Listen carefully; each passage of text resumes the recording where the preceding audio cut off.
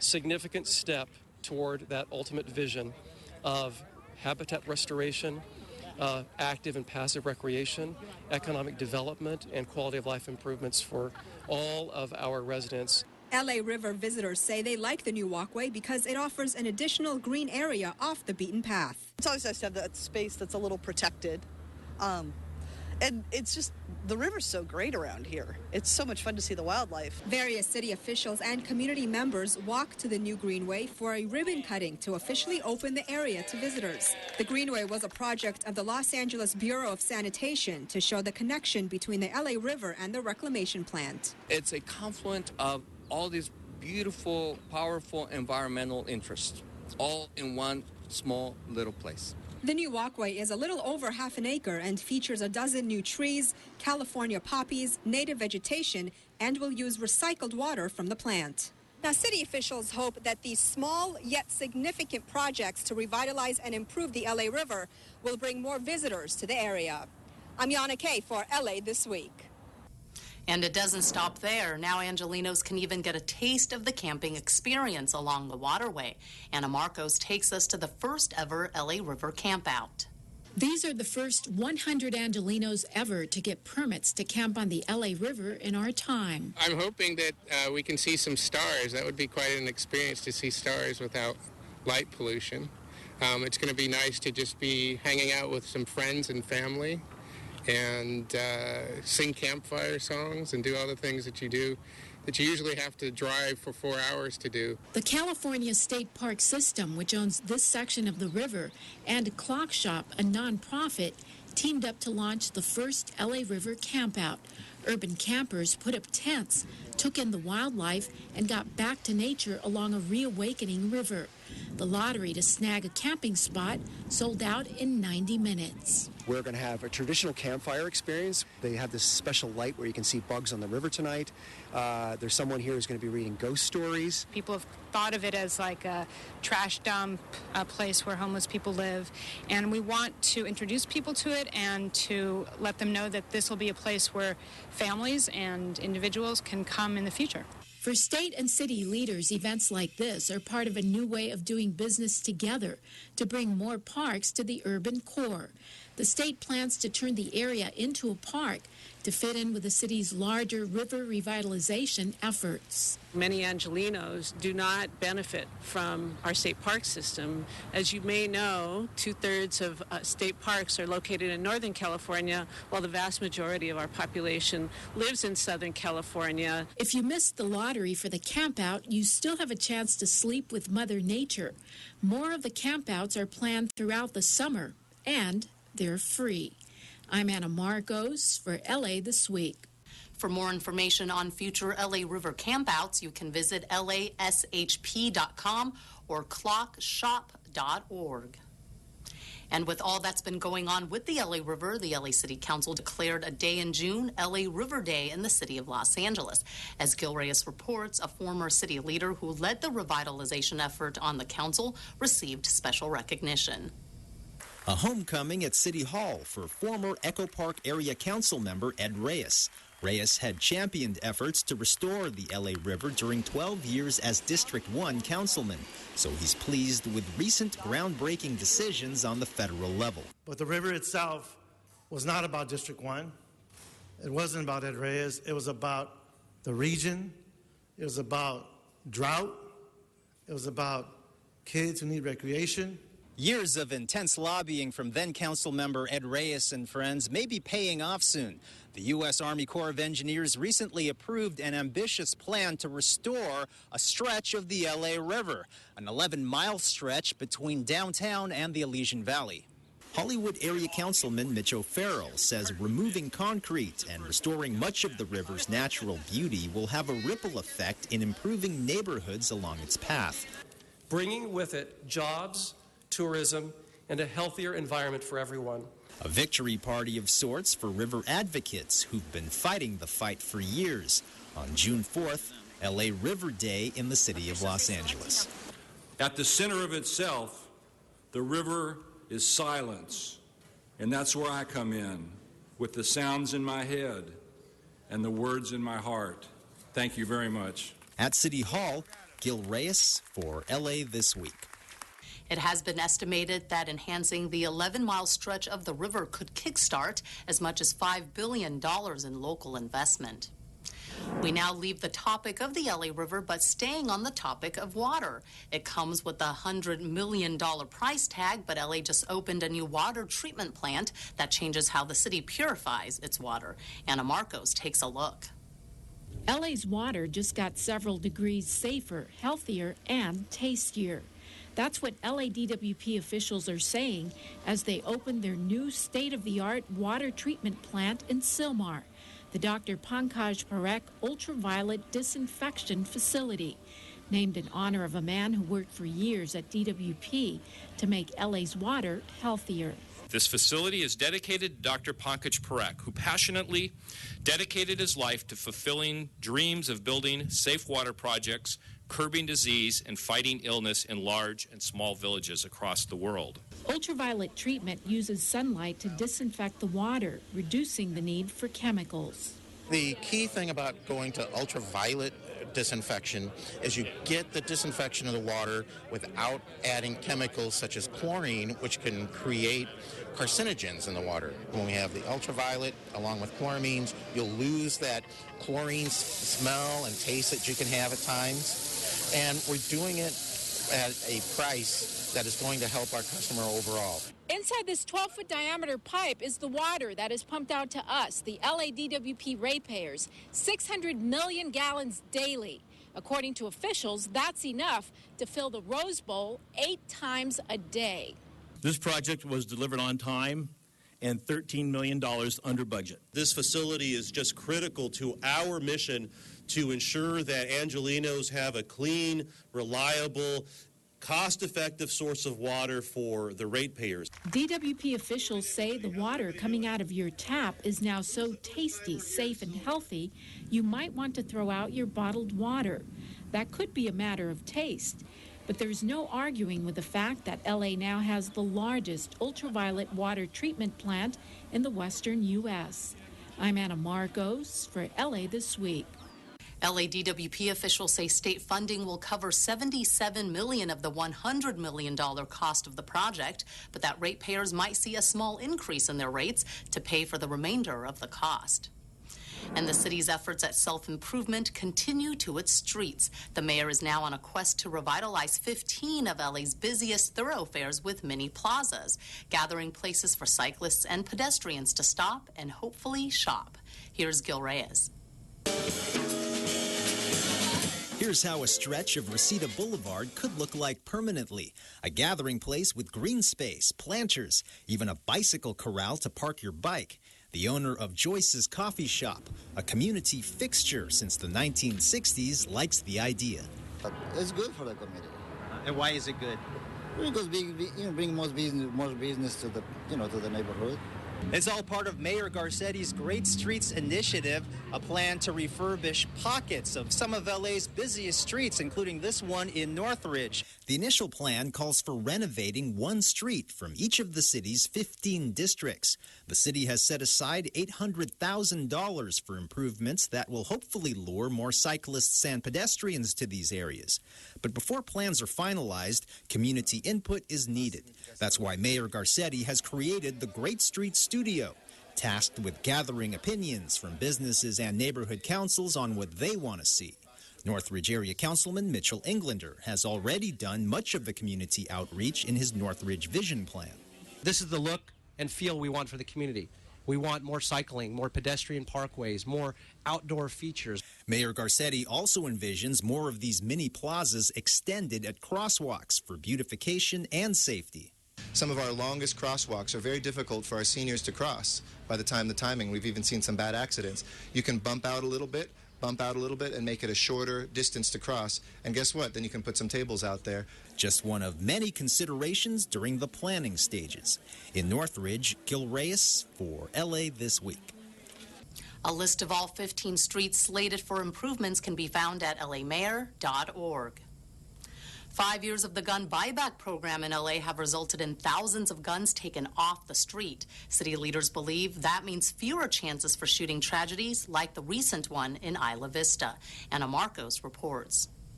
An undercover detective shows off one of the almost 1,000 guns that LAPD officers recovered in the city's latest gun buyback program. You can be pretty darn sure that collectively, these guns together, one of them would have resulted in a tragedy that we prevented. We always get assault weapons. We always get guns that have been modified, sawed-off shotguns. We've got bazookas. We've gotten rocket launchers, bazookas. In the last 5 years, the city has recovered close to 13,000 guns. Residents voluntarily hand in their weapons. In exchange, they get a Ralph's gift card. Assault weapons bring in as much as $200. This is a particularly dangerous weapon in that. Yeah, sure. In that this is easily concealable under a coat or under a jacket, and converts into an assault weapon. City officials say LA saw more than 1,600 shootings in 2008. 5 years later, in 2013, it was less than 1,000 shootings. And this year, officers predict that number will be even less. They credit the dropping crime rate to smarter police work, more citizen cooperation, and programs like the gun buyback program. The shooting in Isla Vista was a tragic reminder of the consequences of gun violence in our state, in our country. LA, at least, will now destroy close to 1,000 guns, which could mean 1,000 fewer opportunities for another gun tragedy. I'm Anna Marcos for LA This Week. The city's economy depends on the success of not only big corporations, but also that of small businesses. And recently, the mayor's office took time to acknowledge the contributions of the city's countless entrepreneurs. Hollywood may be the entertainment capital of the world, but the mayor wants all of Los Angeles to be known as the small business capital of the world. I know that small businesses are about dreams. They're about a vision that nobody else thinks will come true, but that you believe in. They're about taking that risk and taking on your own fate, the fear of falling, but also the incredible chance of flying. And for all of us to know that and to feel that the impact today of small businesses has never been more important. Among those honored for dreaming big was Diep Tran, who opened Good Girl Dinette in Highland Park. She says the food is American diner meets Vietnamese comfort food. And with a little help from her partners at the Women's Business Center, she recently celebrated her 5-year milestone, which is amazing in the restaurant business.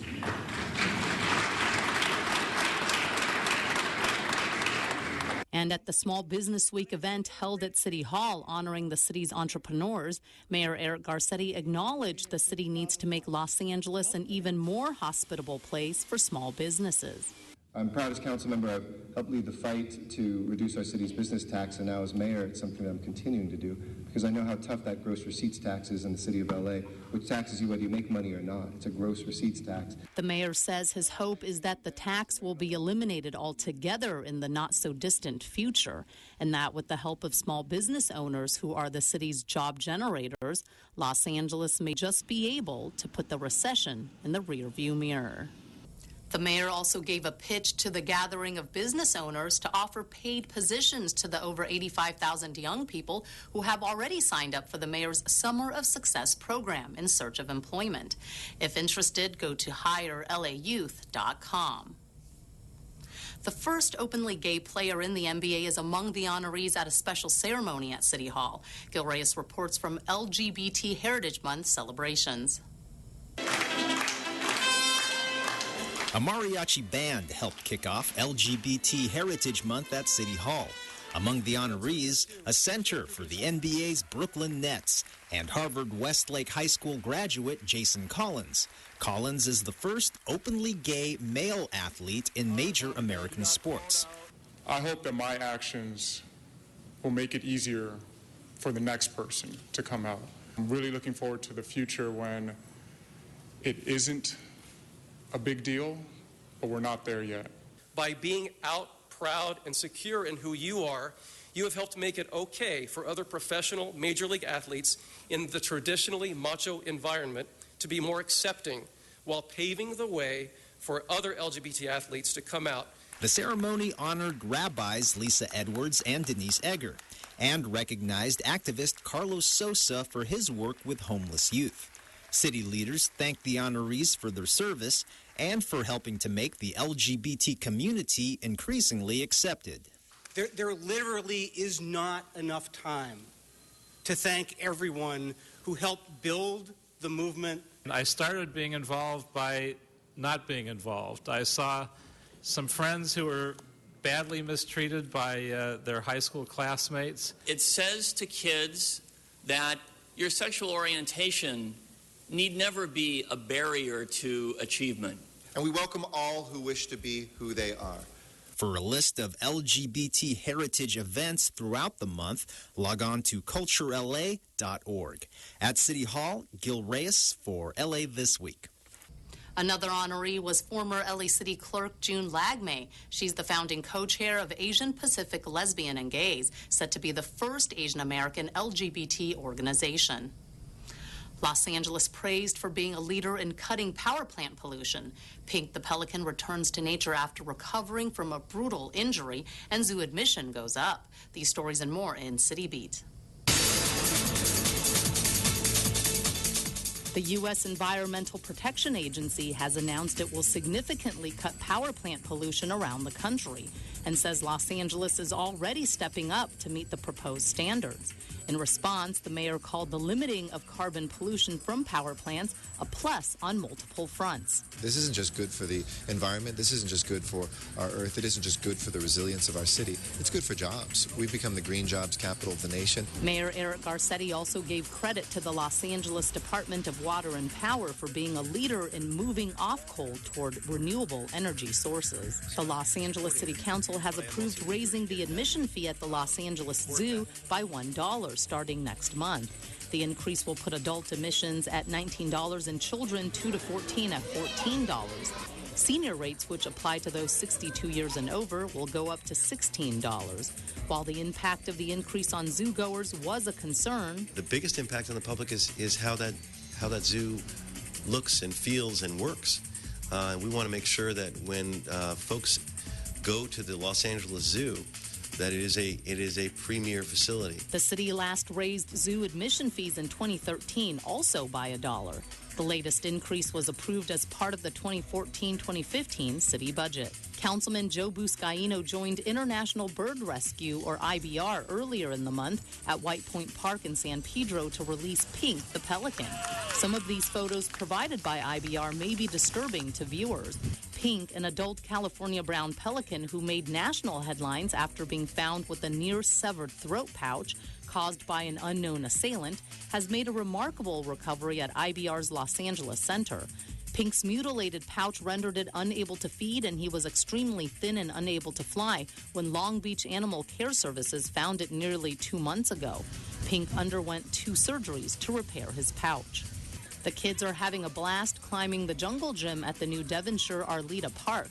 The 2-acre site is the 22nd park to open as part of the Department of Recreation and Parks' 50 Parks initiative, a plan to get more green space in LA's urban areas. Some of the features: separate play areas for younger and older kids, and ADA accessible areas. This place was empty, nothing. It was dirt like a desert. It was bad. Yeah, right now it's nice. The park also boasts smart irrigation and other energy-efficient features.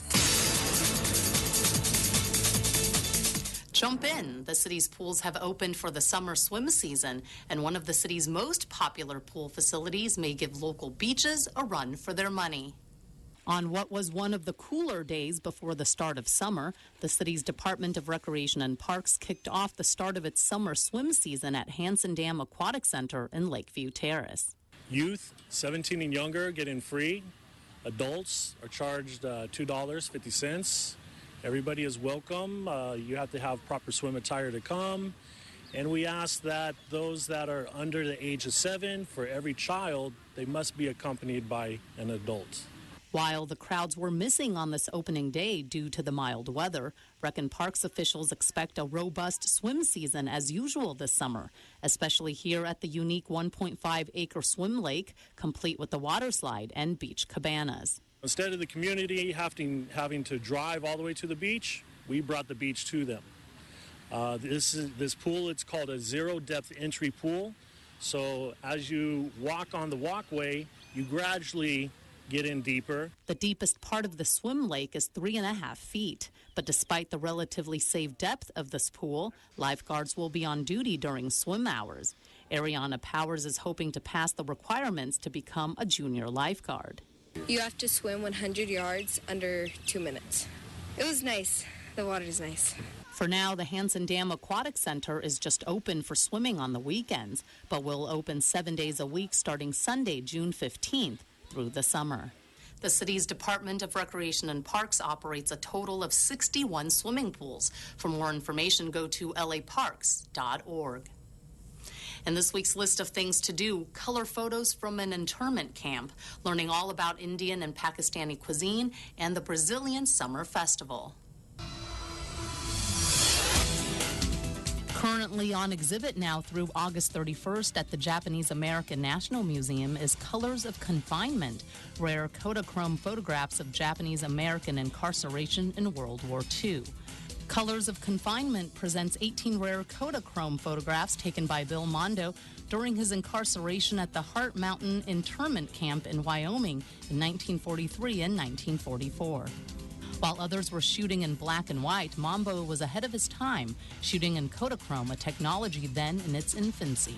The images are a paradox, vibrant, gorgeous photographs of a bleak historical episode. The Japanese American National Museum is located at 100 North Central Avenue in Little Tokyo.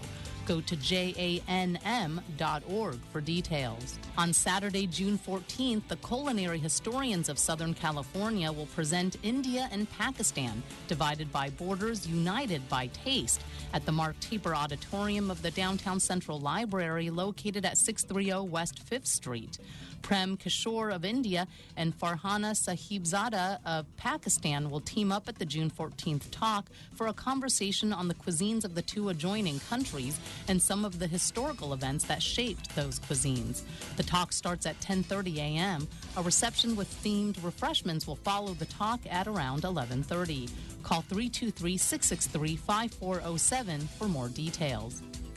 And on this Father's Day, Sunday, June 15th, why not celebrate the fathers in your life by attending the 21st Annual Brazilian Summer Festival at the Ford Amphitheater at 2580 Cahuenga Boulevard East in Hollywood, starting at 5 p.m.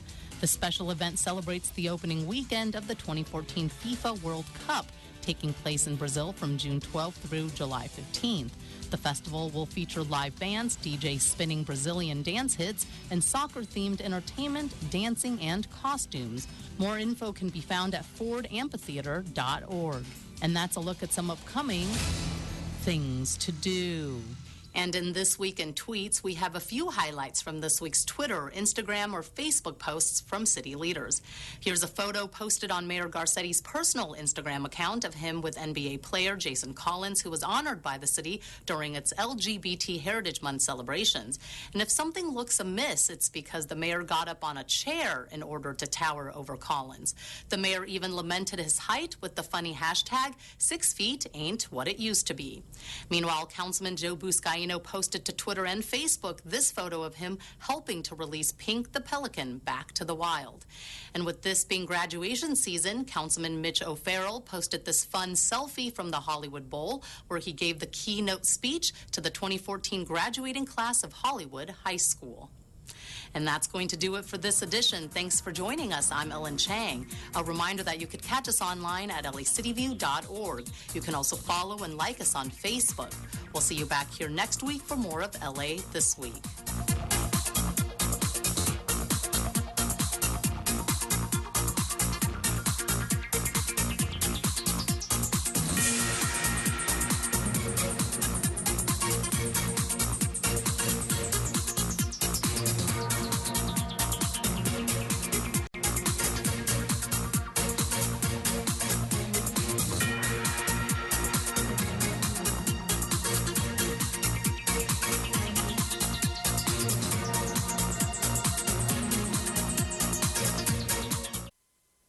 There's more you can do to prepare for the next major earthquake in California. Don't fight a brick. The brick will win. DareToPrepare.org.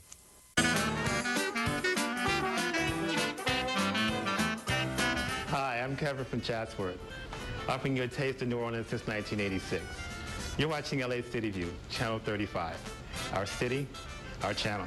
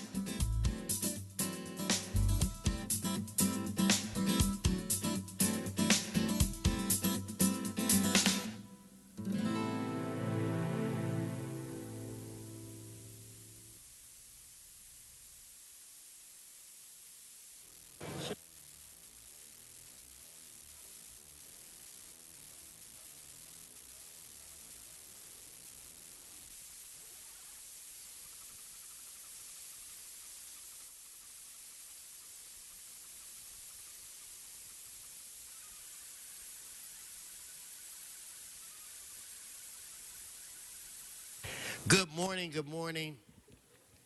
If you please take your seats.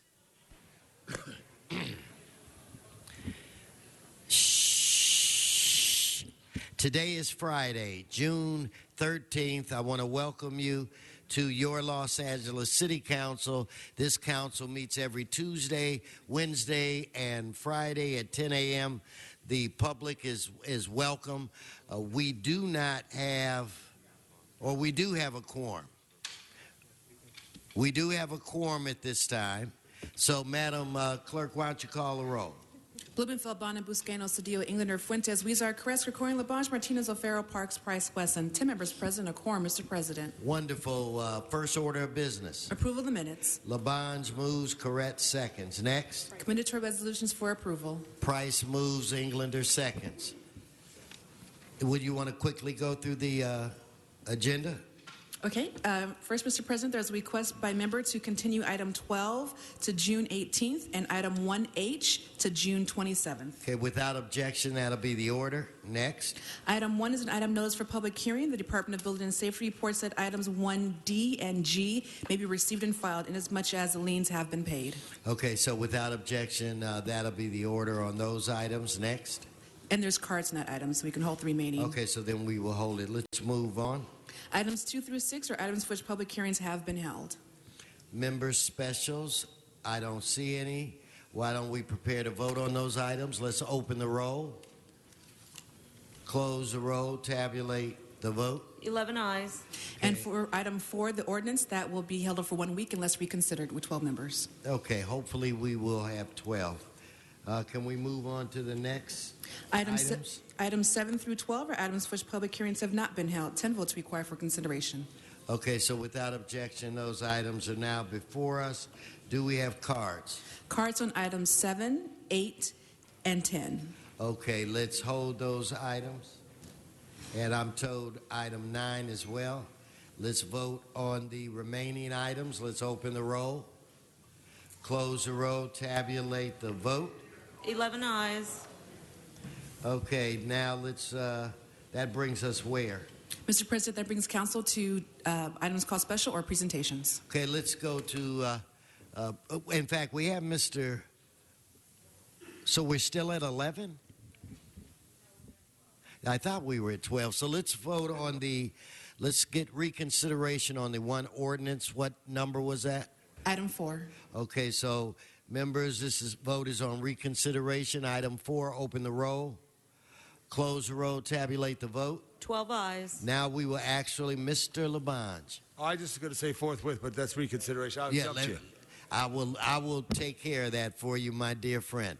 So now we're voting on the item. Let's open the roll, close the roll, tabulate the vote. 12 ayes. Per Mr. Labange, forthwith. Very much, forthwith. Thank you. Okay, that brings us to presentations. I'd like to defer to Mr. Bonin, Mr. Koretz, and maybe Mr. Blumenfield this time.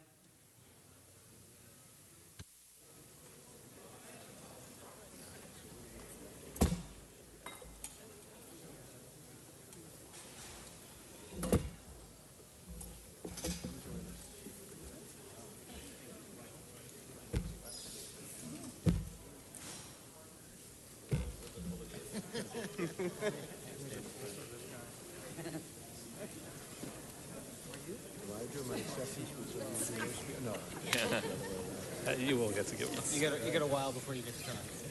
Okay. I think Phil's on stream. Wrong house, I guess. Yeah, please, I should get in between. We still have many more people coming up. Yeah, you should be in front. I should be in front. Of course. Okay.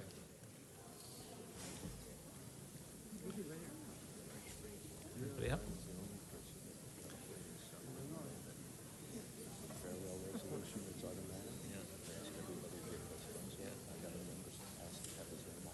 Mr. Koretz, before you get started, I'd like to announce that Ms. Sherry Zamora, you have been approved, and you officially, as of this moment, is a commissioner for the greatest city on the planet. So if we could give Sherry a round of applause. Where are you, Sharon? Mr. Koretz, the floor is yours. Thank you, Mr. President. Today it's with the utmost delight that we unite in saluting one of the truly great figures of modern American politics and governance. I'm speaking of my friend and our friend, the Honorable Henry Waxman.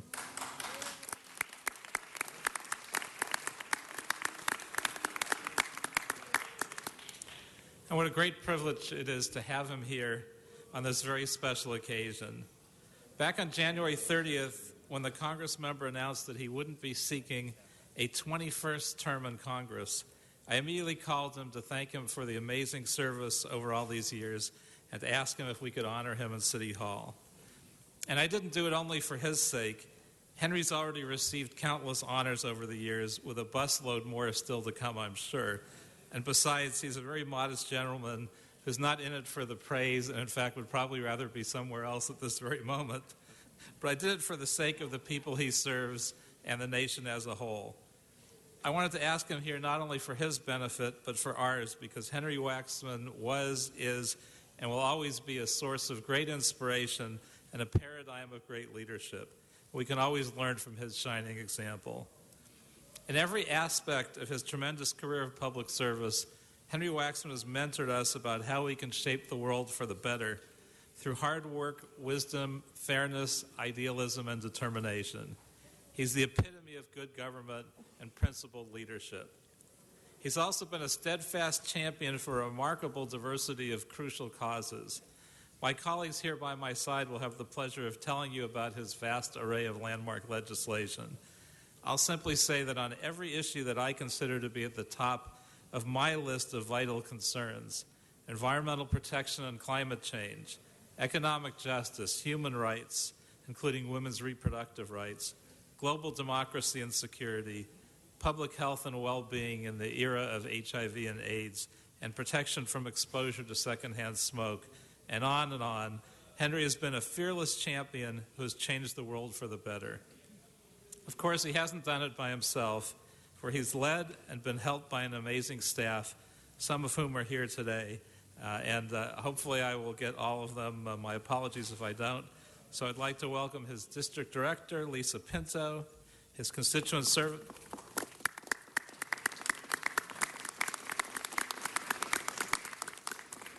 who we've all worked with for many amazing years, his constituent services manager, Rachel Zayden,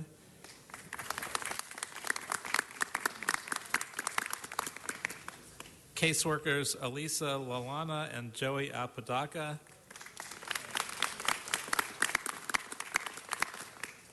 staff assistant Brian Sutter, as well as former staff members Aaron Walensky and Christina Romero, who is here with her young daughter Alyssa.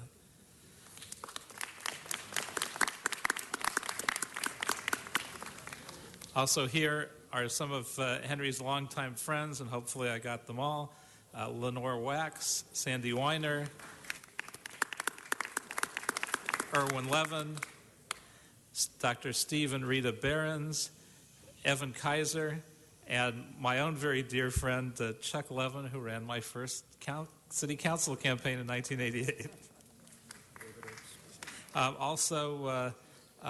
I believe Lindsay Bubar is here, his 2012 campaign manager, and Doug Herman, his 2012 consultant, and also Richard Bloom really wanted to join us but wasn't able to be here, so his district director, Andrea Kuhn, is here representing him. Let's give all of them a big hand.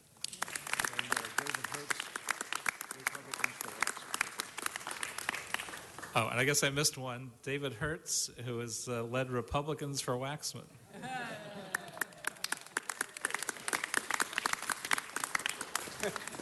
And most importantly of all, his wife and helpmate and traveler with Henry on this amazing journey, Janet Waxman.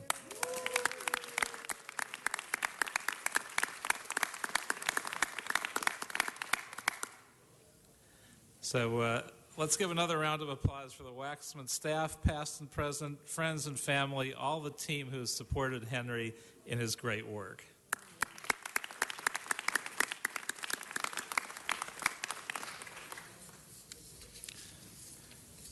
And now I'd like to ask my esteemed colleague, Councilmember Mike Bonin, to share his thoughts on the career of his friend and mentor, Henry Waxman.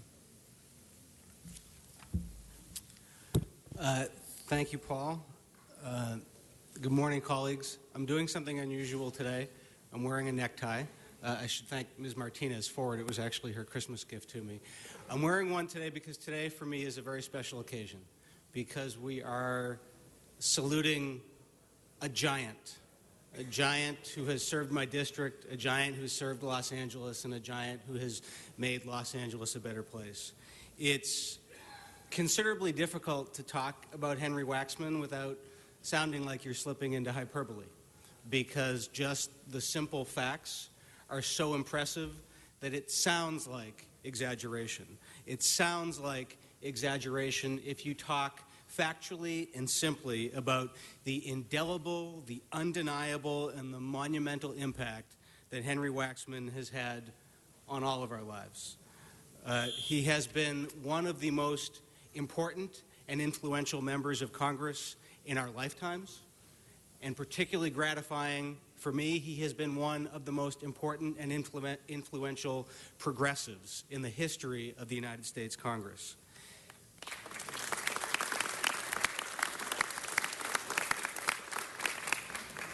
Make no mistake, because of Henry Waxman and his work in the United States Congress, the air we breathe and the water we drink and the lives we lead are better, directly because of the legislation that he has pushed and shepherded. He has stood up consistently for universal health insurance, for comprehensive Medicare and Medicaid coverage, for tobacco regulation, AIDS research and treatment, air and water quality standards, pesticide regulations, nursing home quality standards, women's health research, reproductive rights, affordable prescription drugs, and a community's right to know about pollution levels. There has not been a more fierce advocate for the things that matter to our quality of lives and to what matters to neighborhoods in Los Angeles than Henry Waxman. You could not, thank you.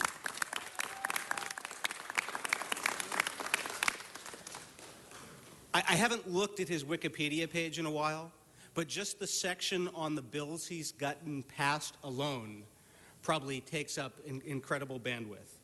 The Infant Formula Act of 1980, the Orphan Drug Act of 1983, the Drug Price Competition and Patent Term Restoration Act of 1984, the Clean Air Act of 1990, the Ryan White Care Act of 1990, the Food Quality Protection Act of 1996, the State Children's Health Insurance Program of 1997, the Postal Accountability and Enhancement Act of 2006, the Family Smoking Prevention and Tobacco Control Act of 2009, and the Patient Protection and Affordable Care Act of 2010, which some of us have heard of as Obamacare.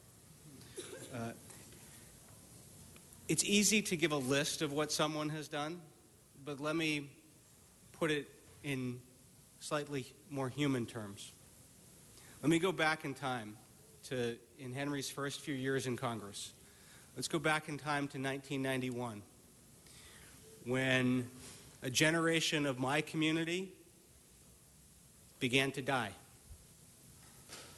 Men in cities like Los Angeles and San Francisco and New York were appearing with lesions on their skin, were going blind, were suffering from horrific diseases that the human population had never seen before.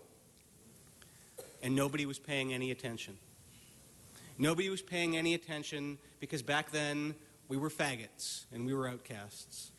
Nobody was paying attention because the other victims were prostitutes and were drug users.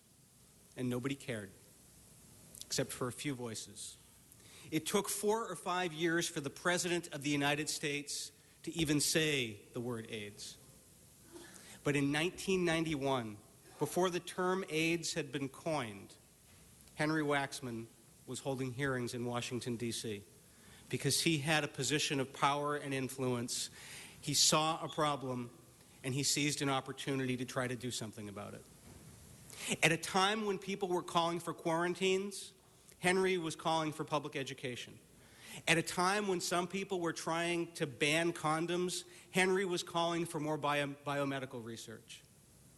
At a time when some people were trying to ban safe-sex comic books, Henry was fighting for more research and trying to save lives. It was an act of uncommon courage. It was an act of incredible foresight. And what's remarkable is if you look at the arc of Henry's career in Congress, it wasn't at all uncommon or uncharacteristic. We are so blessed and so fortunate to have someone who stood up and who cared about everyone and who has made lives better across this city, across this country. Thank you so much, Henry Waxman. We're all indebted to you.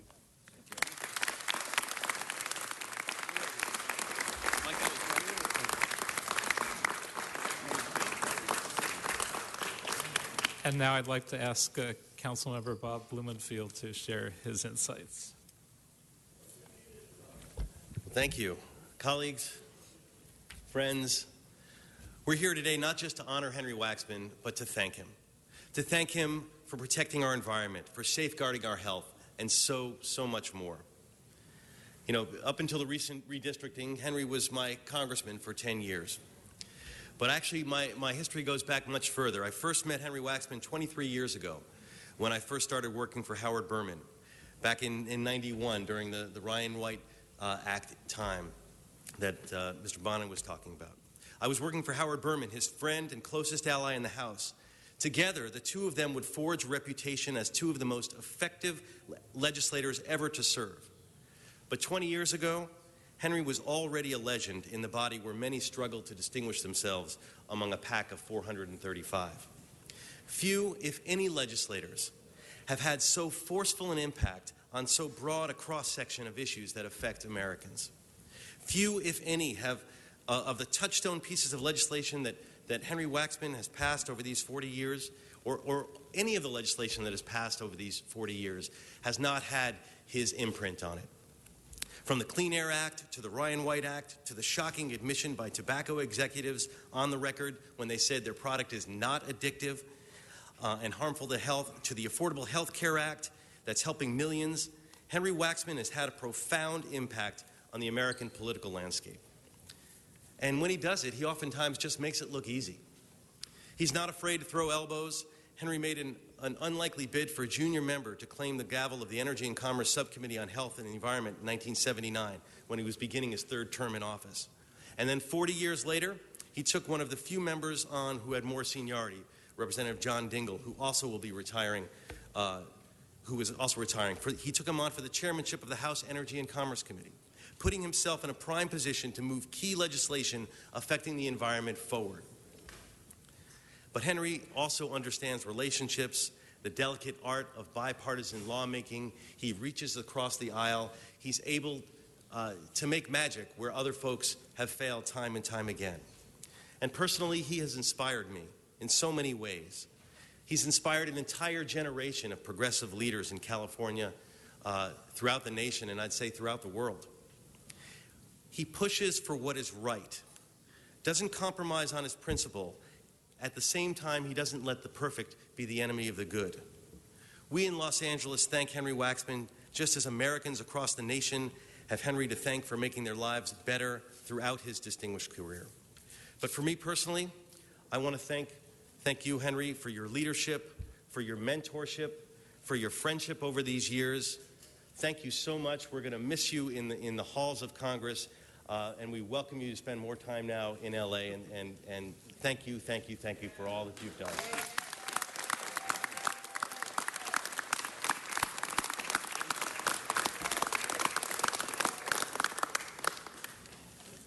Next, I'd like to ask our city attorney, Mike Fewer, to share his great respect and his views on Mr. Waxman.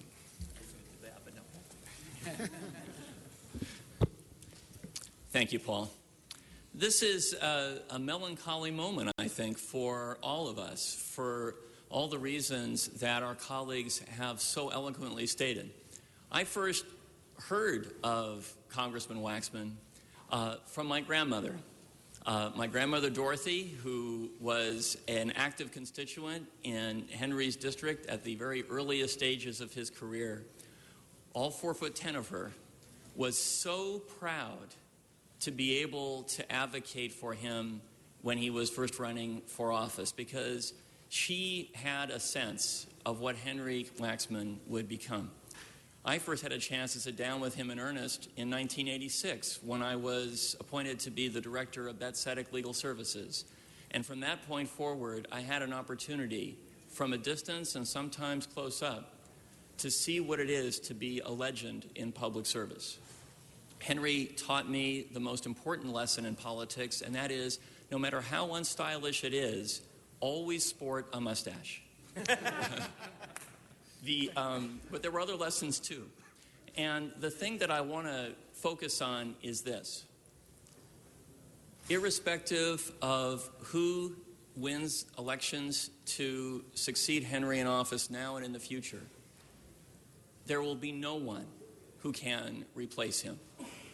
As a very practical matter, those of us in public service, and even before I was elected, when I was running a public interest law firm, we need people in Washington to be our go-to people on the issues that we care about the most. Leaders who can not only provide us advice and counsel, but who can move the levers of power and take a vision and translate it into reality. The council members who have spoken earlier have already delineated very specifically all the accomplishments that we are so proud of. How many elected officials serve because it's a good thing to be in office? How different is Henry Waxman, for whom the importance of public service is not being important. The significance of public service is to be there to stand for something, to accomplish something. In a world where today there is such stagnation in Washington, Congressman Waxman found a way to merge principle and practicality by getting a vision to the finish line. That's why he has been so respected in so many circles, public and private alike. I can't imagine a Congress without Henry Waxman. It's going to be very difficult for us to find that next go-to representative who can be sure that we are able to accomplish on a national level goals that all of us share. But for the moment, let me conclude with this. Henry Waxman is not only a leader of great principle, great integrity, and great effectiveness. He's a person whose values are those that all of us aspire one day to exemplify. What an honor it has been to even stand with him, to work with him. He and Janet are wonderful people. I wish them very well in Henry's next phase in his career. All of us are the lesser for Henry's departure, and all of us in the nation are better for his extraordinary service.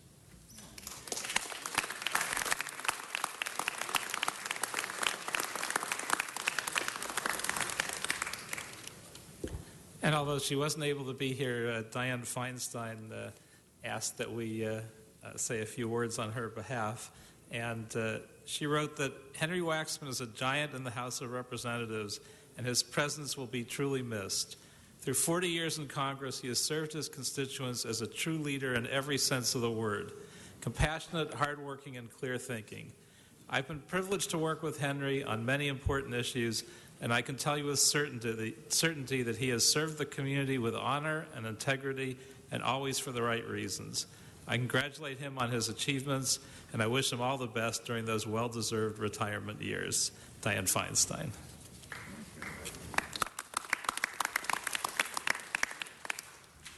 Mr. President, I would imagine there are probably some members on the queue that would like to say something as well. And I would like to go to them directly, except I did want to say to the congressman that when Mike Bonin says to you that he's wearing a tie in your honor to pay you respect, in all of the years that I've known him, this is only the third time that I've seen him with a tie. So he was really serious in that. But we're used to you not wearing ties. So with that said, Mr. Tom LaBonge. Thank you very much. And Mr. Waxman and Mrs. Waxman, and that power of people behind you. Henry, you have a great staff who's been with you for many, many, many years, and also some have left your staff and done other great things. But I want to give a shout out to Rachel and Lisa for their great work, and always the interface. When I was a deputy, John Furrow, that's the first thing. Number two, I want you to have a good fourth quarter. Tom Bradley didn't get a fourth quarter. John Furrow didn't get a fourth quarter. We're going to miss you in Congress, big time. But life is very precious, and your wife and family and all that you want to do now is your time, because you've given so many years in public service. And members, I want to say now, because of this man's effort, we were able to get the law passed that allowed the city of Los Angeles continue the subway out Wilshire Boulevard. Traffic is the number one thing that irritates. Raise your hand if traffic irritates you in Los Angeles. Look at those hands. There it is right there. And because of his work in Congress, we were able to make sure it was safe, because that's what Mr. Waxman is all about, safety first. And then the fact that Dr. Einstein, who did the report that proved to all that it's safe to deal with the methane issues. Henry, you're a giant. You're a giant for what you've done and what my colleagues spoke about. Your range of service is so wide and caring from the heart and soul. But I just wanted to thank you on behalf of all of my constituents who shared much of your district until they tried to make a surfer out of you. Anyway, good luck and happy, happy retirement. Enjoy the fourth quarter, whatever you do. Henry Waxman. As only Mr. Labange could do. Mr. Koretz, it's back. I didn't mean to. Okay. He's a Pathfinder from Fremont High School. Give a Southern Leaguer right there. That's a big. Any other Southern Leaguers here, Gil? You're Eastern Leaguer, Gil. See, Labange, you had your line, you know. Mr. Koretz, back to you. Oh, wait, Mr. Cedillo. Henry, all I want to do is say thank you. Your years of service and your record has been well stated. But I don't think people really appreciate what it means to put all those years together. All those flights, all those hours and days and months and years away from home, the impact on your family. An incredible public servant you have been. And I just want to say thank you. It was about 20 years ago, representing SEIU, I took a trip to Washington. They asked me to testify on some matter related to health care. And I was very excited. They had it all queued up.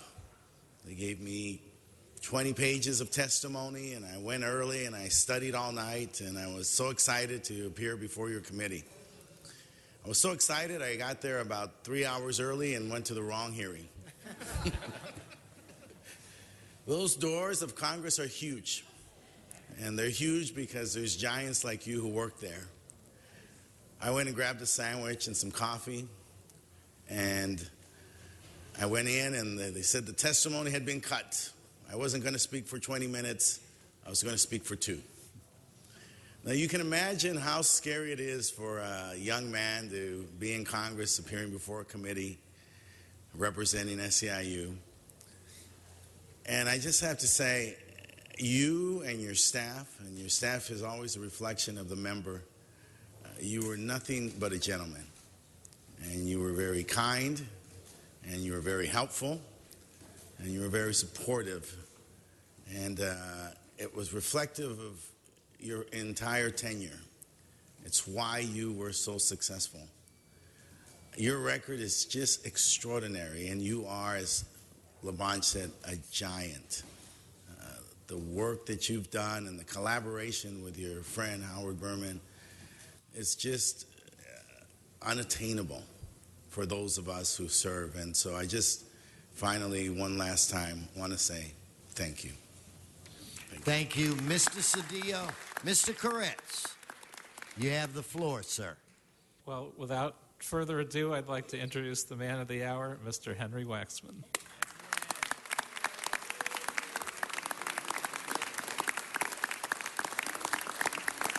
Well, this is a wonderful honor to have this tribute, and I'm alive to hear it. And I want to thank Paul Koretz, who's actually my city council member. I used to be represented by Mike Fuhr in the city council, but I'm well represented by him as a city attorney. I want to thank Bob Blumenfield, who's a friend who goes all the way back to our days in Washington when he was a staffer. I think some of the others here had been staffers as well, as had Mike Bonnet. And Mike, thank you for that lovely tribute. All of you for the kind words. I appreciate it. There are other members that are close to me that are represented today, but they didn't call off the session in Sacramento, so those who are still working in Sacramento that didn't take a seat on the city council couldn't be here on this occasion.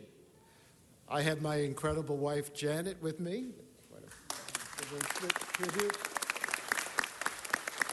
My staff, some former members as well as current members on the staff. Lisa Pinto has been the terrific staff director, and the others have been so tuned to making sure that our constituents get the service they need. I've been through 4, maybe 5 redistricting over the years, and one constant has always been that I've always represented a part of Los Angeles City. And I go way back. I was born in Los Angeles. I was born in Boyle Heights. Then I lived out in South Central LA, where I went to Fremont High, moved to West LA when I went to UCLA and UCLA Law School. And I've always represented LA, and LA has always meant an enormous amount to me. And I've always had the great distinction and honor to work with the members of the City Council to do what we could at the federal level in the interests of our constituents, whether it was I don't want to step on an applause line, but whether it was to make sure we had the funds for transportation or the health and environmental protections that we benefit from LA when we pass laws like the Clean Air Act. And the very first hearing on what we later learned was AIDS, and then after that, HIV, we held not in Washington, D.C., but at the Gay and Lesbian Service Center right here in Los Angeles. So I have had the great honor to represent different parts of LA. I didn't quite expect the Redistricting Commission to move me west because that's the ocean. At one time, they had me move further east, which I had represented in the past. Further north, that was fine. I'd represented that. And they took the district even further south, and it was a very, very exciting district to represent in these last couple of years. I have many of my dear friends with me today, and I want to thank them for being here. I know others would have liked to have joined us all. But I think we're going to have another tribute or two before I leave at the end of the year, as I look to the end of 40 years representing the city of L.A. and some of the other cities as well. At one time, West Hollywood, now all the beach cities and different neighborhoods in Los Angeles itself. To have a Henry Waxman Day in the city of Los Angeles on Friday the 13th. Who could ask for anything more than that? My grandparents had a Waxman Day in Kishinev when the pogrom told them they better leave Kishinev. But a welcoming day on Waxman Day here in LA is a day to be hearing all these nice things and to working with so many of you. I may not be in Congress after the end of the year, but I'm still going to be involved and working with all of you to make LA a better city, a healthier city, one we can all look at with a great deal of pride. Thank you so much.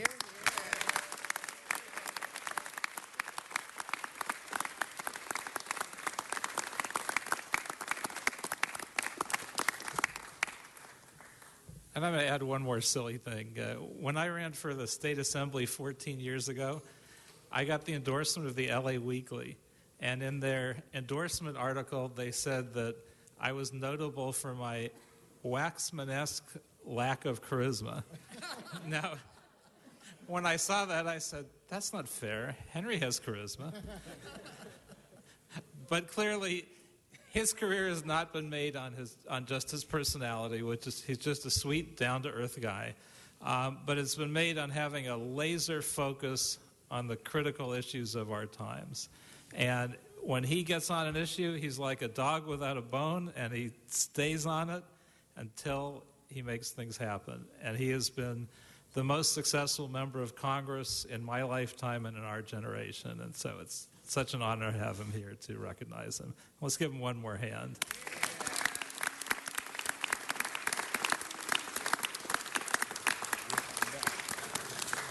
And now I'd like to ask my colleague, Mike Bonin, to make the official presentation of her certificate. Oh, yeah.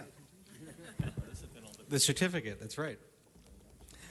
We should note, however, because of the timing of Friday the 13th, Henry's office did choose the date. So apparently they liked the 13th of Friday the 13th. And here is an official proclamation on behalf of the City of Los Angeles. The print is extremely tiny because they had to put in some of your greatest hits, and that's quite a bit. And it's signed by every member of this council, the Mayor of Los Angeles, City Attorney, City Controller, thanking you and officially naming today Henry Waxman Day in the City of Los Angeles. There you go.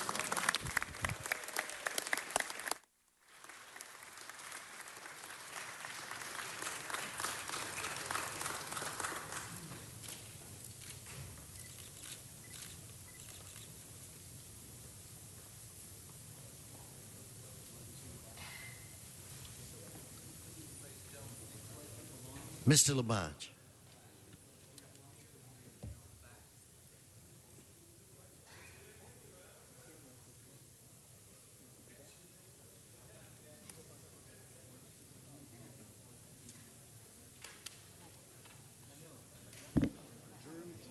Another big hand for Henry Waxman, the great congressman of the United States of America, pride of UCLA and Fremont High. Mr. O'Farrell for a special, very special presentation.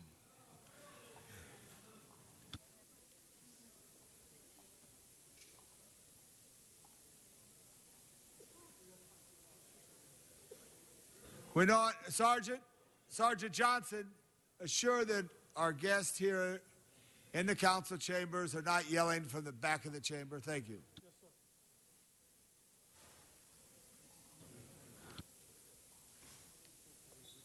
All right.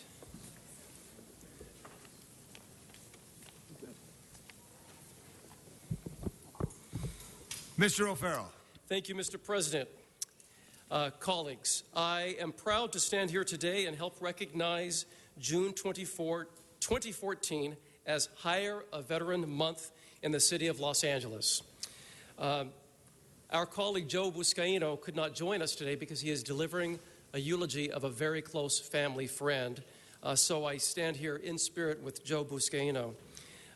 We are joined today by a few very important organizations. We have with J.P. Morgan Chase and Company, Peter Villegas, Vice President of Corporate Responsibility. We also have Jimmy Carnes and Matthew Kirschenman, board members of the Veterans Business Resource Group for Chase, along with Joe Buscaino's from Joe's district, the President of the Pacific Harbor Lines, Otis Cleat. And also, I've asked Joseph Chicas from the Mayor's Office to join. From the Mayor's Office, they are leading the way on the Hiring 10,000 Veterans Initiative.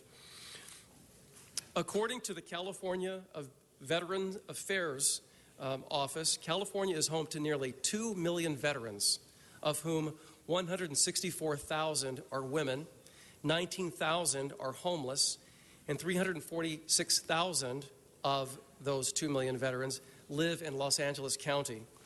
The City of LA is home to one of the highest concentrations of veterans anywhere in the United States.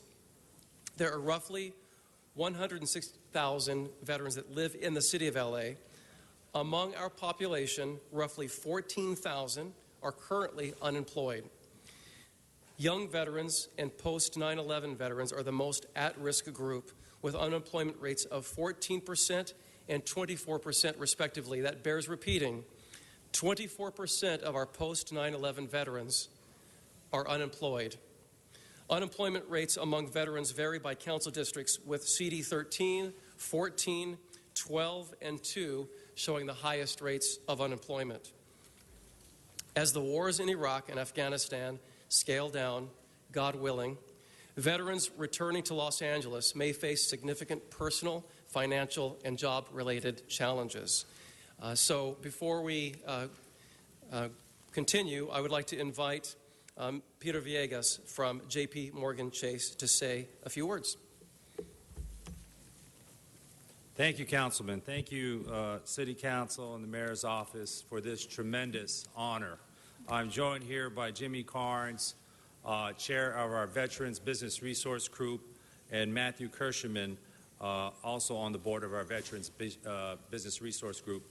Jimmy served in the Army and Matthew in the Marines. These are the true heroes of J.P. Morgan Chase for their commitment and service to our country. We are proud and committed to serving the unique needs of America's military and veterans affairs and their families through employment, housing, and education programs. In 2011, J.P. Morgan Chase led 10 other companies to establish and launch the 100,000 Jobs Mission, which is focused on helping returning veterans enter the workforce. In less than 3 years, the coalition has hired over 140,000 veterans into the workforce. And our coalition has grown from 9 companies to 161 companies that represent almost every industry in corporate America. On behalf of J.P. Morgan Chase, we are proud to partner with the City of Los Angeles to serve the veterans as they have served us. Thank you very much. Thank you. And representing the 15th Council District of our colleague Joe Buscaino, President of the Pacific Harbor Line, Otis Kliat. You bet. Thank you, Councilman, and thank you, City Council.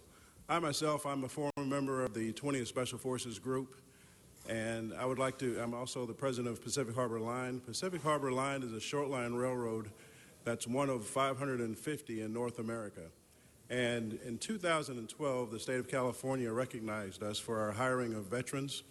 25% of our workforce is current or former veterans, and we are very proud of that honor.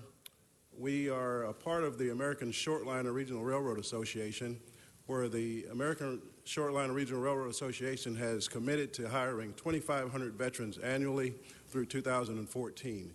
And we are a proud member of that association, and we accept this proclamation from the City of Los Angeles, and we are honored to be a part of the 10,000 Strong initiative. Thank you. Thank you.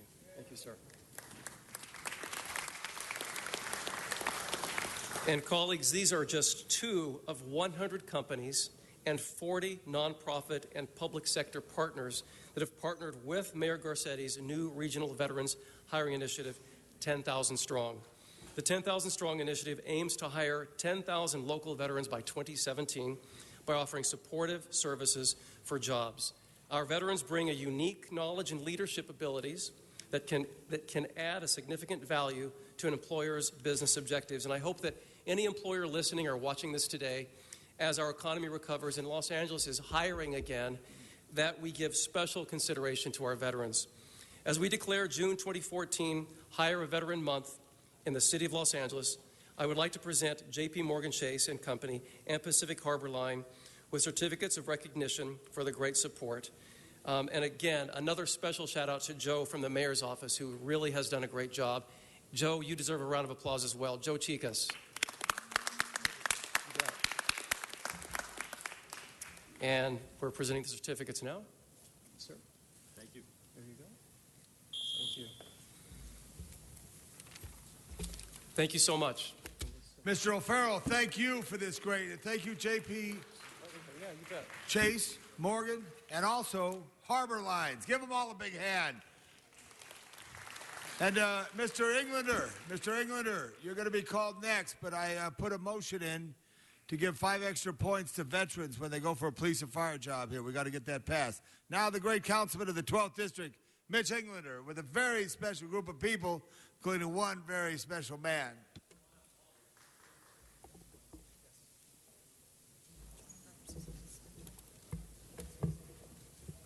Thank you, Mr. President. Today, I'm very excited to have a two-time Grammy Award-winning artist, Johnny Rivers, here. All right. Yes.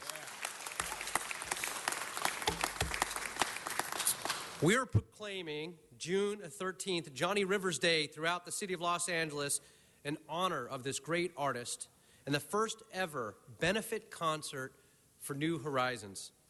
Before we get to Johnny, let me take a moment to recognize and honor the amazing organization, New Horizons, who is celebrating 60 years in the community. New Horizons is a nonprofit organization dedicated to helping individuals with special needs to reach their potential and fulfill their dreams.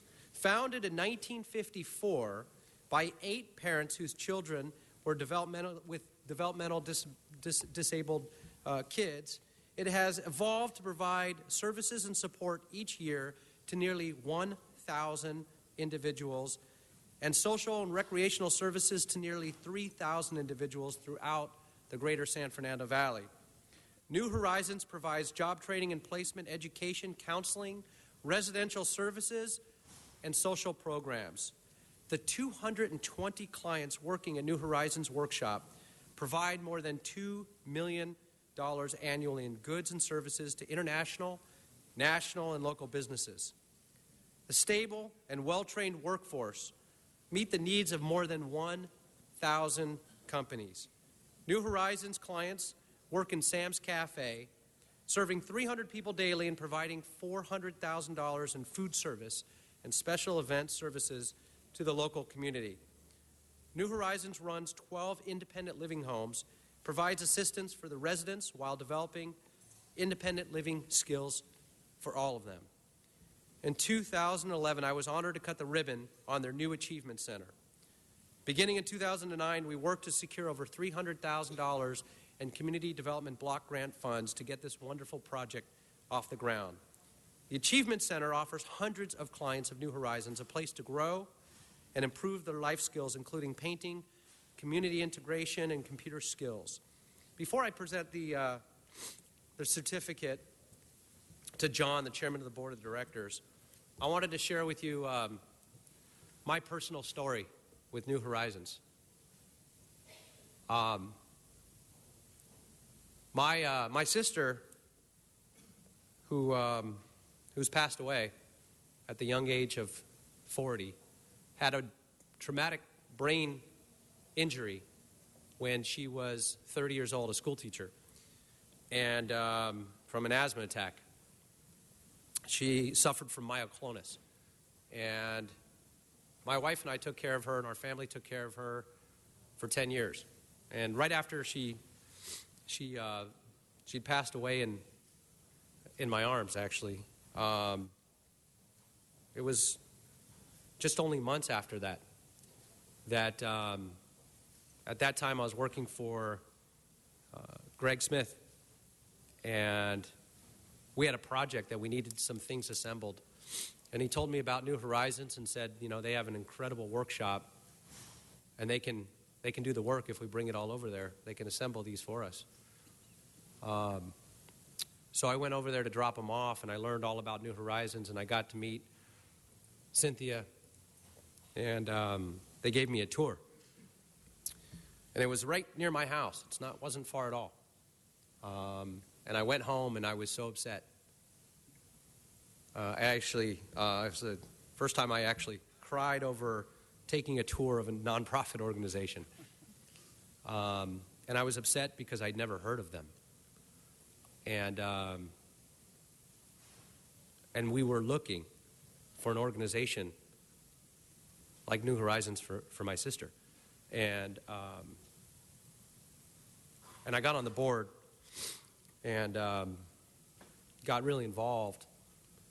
And we found a gentleman named Marty Cooper, who we brought on board as a consultant to do a communications audit for us and find out why the hell this is the best kept secret in the San Fernando Valley and why more people didn't know about it.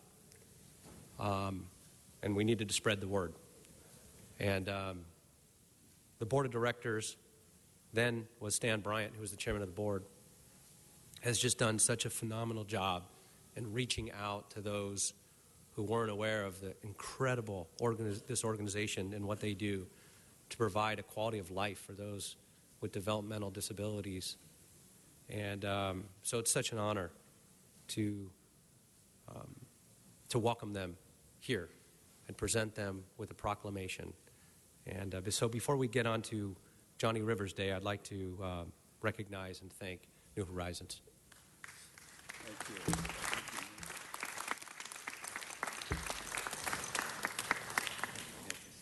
Yeah, you Okay, get your terrific. words. Good morning.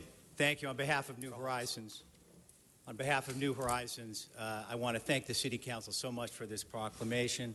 It's very meaningful to us in this 60th anniversary year of helping individuals with special needs. This is a very important year for us, a year of milestones and first-hand recognitions like this. Last night, New Horizons was inducted into the VICA San Fernando Business Hall of Fame. This month, we are breaking ground on our 13th residential home, the first home of its kind in the state of California that will serve Down syndrome clients with early onset Alzheimer's. And next week, on June 21st, we have the first ever concert for New Horizons at the beautiful Ford Amphitheater, featuring the legendary Johnny Rivers. So please, if you haven't bought a ticket, there's still a few left, and you can go to the Ford website and purchase them. And at that concert, we're also going to be honoring one of our most strident and passionate supporters, long-serving board member and city councilman, the Honorable Mitchell Englander. And in the spirit of the 60s, let me say, Mitch, you really are boss. All right. Thank you. Mr. Fuentes. Thank you, Mr. President. I just wanted to briefly rise in support of this resolution and congratulate everybody at New Horizons. We all know the tremendous work that you all do, and I've been lucky enough to know you all since my field deputy days when we used to organize that fundraiser car show bazaar. And then most recently this weekend, the 5K run that you all had at Hanson Dam. Thank you for the invitation. A remarkable organization, and even personally, to allow me to do my thesis for my MBA on Sam's Cafe. It really is an extension of, I think, of all of our efforts, but the work that you do is just tremendous. There are many jewels in Los Angeles, but you all are sort of on top of the crown in the things that you do for the developmental disability population and for more people than just that population. So thank you very much for what you're doing. Continued success, and please count on us for anything that we can do. Mr. Englander. Thank you. By the way, for those members in the San Fernando Valley, you ever get cookies from Sam's Cafe delivered to your office? So when I got on the board, I came up with an idea called the Legislative Cookie Program. And if you haven't had cookies from Sam's Cafe, they are absolutely, bar none, the best cookies. And all the clients make them in a phenomenal kitchen. And so my idea was that this best kept secret, the legislators, council members had to know about them, but I had a hidden agenda. Because I was a staffer for Greg at the time, that was my way to get free cookies delivered every month. So I'm glad the program's working. Before I introduce the man of the hour as well, Johnny Rivers, well, we've got a video clip, but before we go to the video clip, actually, I'm going to read some of these highlights. This two-time, come on up here. Johnny Rivers. Johnny's a two-time Grammy Award-winning artist. He's most famous for his go-go style records, incorporating pop, blues, folk, and of course, rock and roll. Johnny Rivers has 9 top 10 hits on the Billboard Hot 100 and 17 of the top 40 from 1964 to 1977, and he has sold well over 30 million records. Raised in Baton Rouge, Louisiana, Johnny learned to play guitar from his father at the age of 8 years old. By junior high school, he had formed his own band, the Spades, and made his first record at age 14, while still a student in Baton Rouge. In 1961, Johnny moved to Los Angeles to meet and record with Ricky Nelson. In January of 1964, Rivers opened the now world-famous Whiskey A Go-Go, where he recorded Johnny Rivers live at the Whiskey A Go-Go. He released his first #1 single, Memphis. This album ushered into the decades known as the Go-Go generation. Some of his best-known hits, and there are many, are Memphis, a Chuck Berry cover, Mountain of Love, The Seventh Son, Secret Agent Man, Poor Side of Town, Baby I Need Your Lovin', a Motown cover, Summer Rain. In 2009, Johnny was inducted into the Louisiana Music Hall of Fame for his dedication to the preservation of go-go style music and for his continued commitment to New Horizons, of course, and helping adults with developmental disabilities reach their potential and fulfill their dreams. We would officially here in Los Angeles now declare June 13th, 2014, Johnny Rivers Day throughout the city of Los Angeles. And we invite everybody next Saturday, June 21st, to join us at the Ford Amphitheater for the concert. Let's go ahead and roll to the clip. Roll the clip there, Kenny.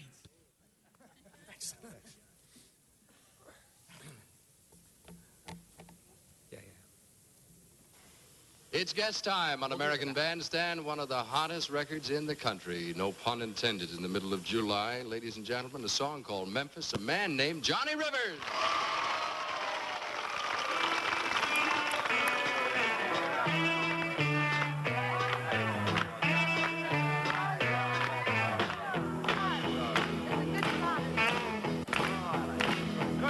Long distance information, give me Memphis, Tennessee. Help me try to get in touch with me. She could not leave a number, but I know who place to call. Cause my uncle took the message and he wrote it on the wall.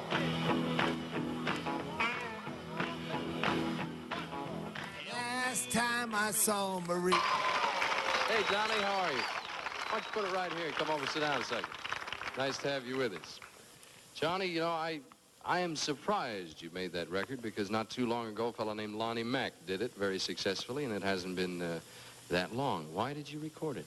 Just mostly from the club reaction, you know, just doing it in nightclubs. Didn't anybody tell you that you couldn't make a hit out of this? Several people. But you did. Incidentally, for those of you who don't live in the Los Angeles area, there's a the most successful club in the whole world, I guess, right now. It's a place called the Whiskey A Go-Go. And this is where Johnny appears. How long have you been there? Well, I was there since it opened. We opened the club January 15th.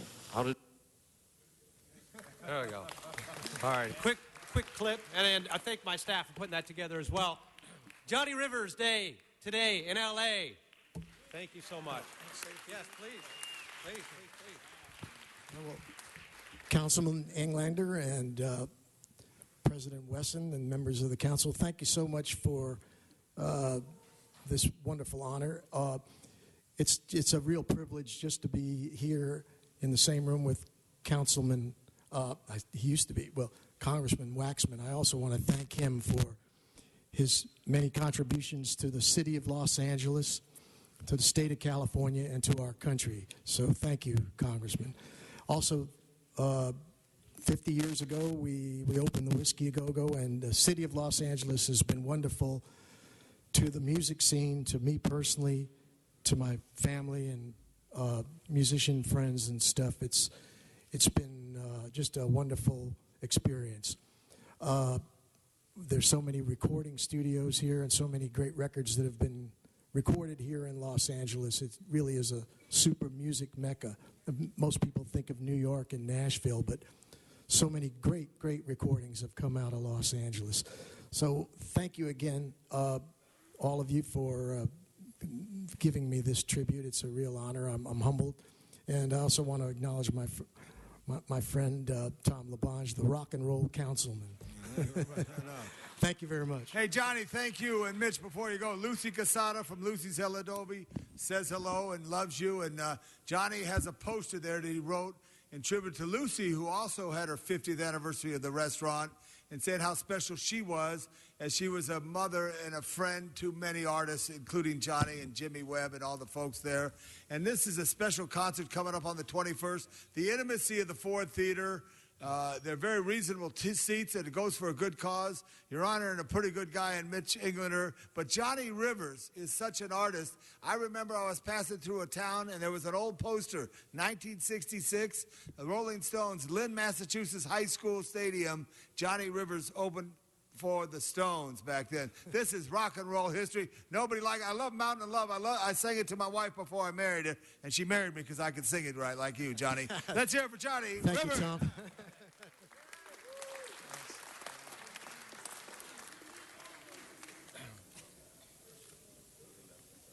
Here, come on. We'll go in the back.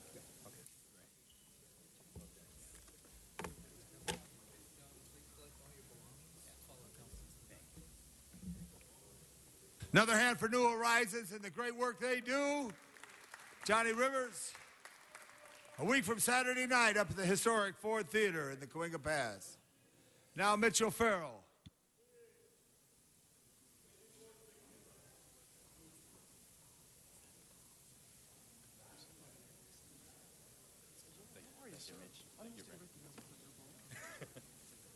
Just like you. I love it.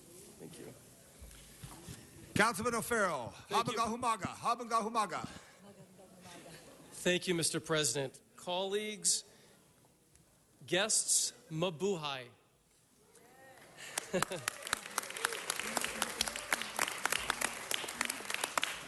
I stand here today with Philippines Consulate General Leo M. Herrera Lim and President of the Los Angeles Filipino Association of City Employees, otherwise known as LaFace, Linda Granados, and all of these lovely, beautiful, talented, intelligent women from the Binibining Pilipinas, USA, Miss Filipinas, USA, in the front row right here. And before I continue, I just want to give a real shout out to a critical, wonderful member of my staff who helped organize this day, and that is Angelo Yanko. Angelo? There he is. He's right back there. A real hero to the community. This month, the month of June 2014, the Philippine nation will commemorate the 116th anniversary of the Declaration of Independence from Spain that occurred on June 12, 1898, which led to the establishment of the first constitutional republic in Asia. I'm particularly proud to be here today as the representative of historic Filipino Town, a neighborhood that has been home to Filipinos in high concentrations since the 1940s and served as a gateway for many Filipino immigrants in Los Angeles for the past several decades. The city of Los Angeles is home to the largest number of Filipinos living outside the Philippines anywhere else in the world.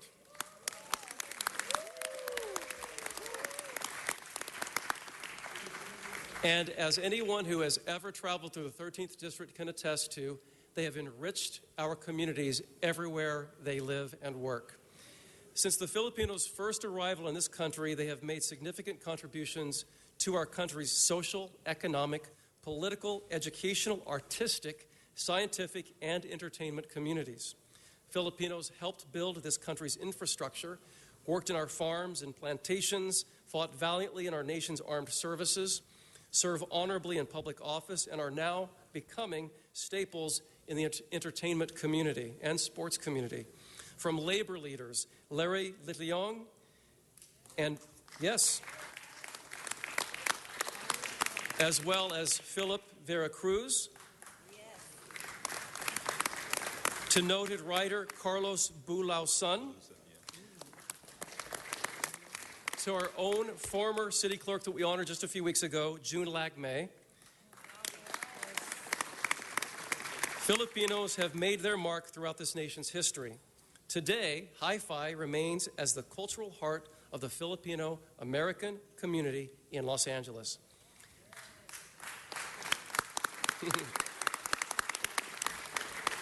Many important Filipino churches and nonprofit community organizations call Hi-Fi their home. I just want to take a moment to again talk about the tragedy of Typhoon Yolanda, which hit landfall November 8th of last year. Heading into the one-year anniversary this fall, we'll be organizing a fundraiser to be held somewhere in the 13th District, because we cannot forget that over 6,000 people lost their lives and another 1,000 are still unaccounted for. I would now like to introduce our friend, Consul General of the Philippines, Leo M. Herrera Lim, to say a few words.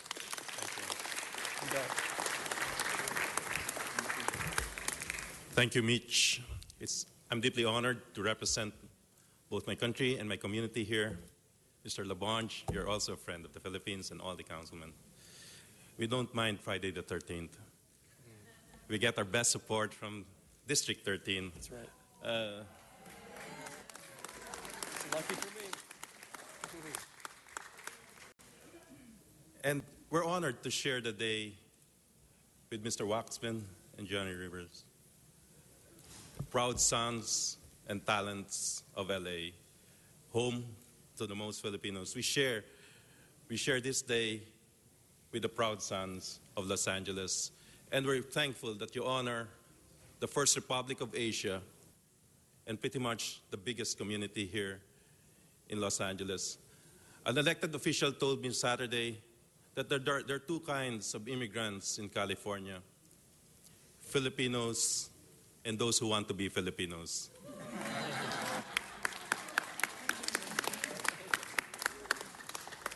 I think it's a tribute to our community here. They've pretty much driven the awareness on our people and our values. And pretty much that's why we're recognized, because we share a lot of values with America. That's why we found Los Angeles a welcoming home. Our people are faith-centered, education-oriented, and pretty much value their families and their neighborhood. They contribute to their neighborhood. And pretty much they're looking for a voice in this council. They want their issues also to be heard in this council. So I hope you don't mind if I regularly appear in the council.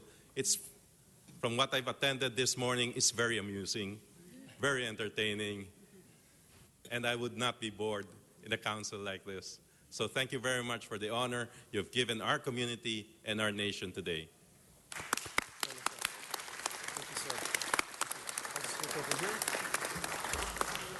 And now I'd like to introduce Linda Granados, President of La Face, to say a few words. Our city employees. Thank you. You're welcome. Thank you. Greetings, everyone. Council President Wesson. Hi.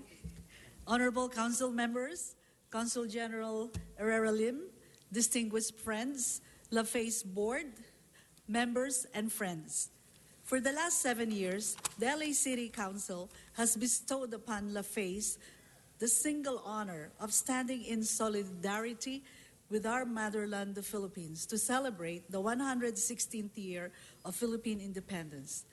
To express our gratitude, please accept those gift of medallions from the Philippine Independence Coordinating Council of Southern California. Thank you. I'd like to thank Councilmember Mitch O'Farrell of CD13, representing historic Filipino town, for sponsoring this event.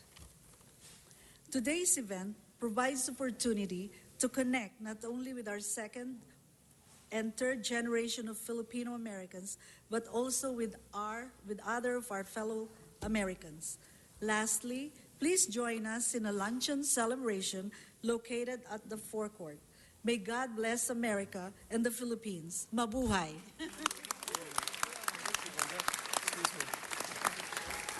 Thank you so much. You just announced food. That means this meeting will be adjourned pretty quickly.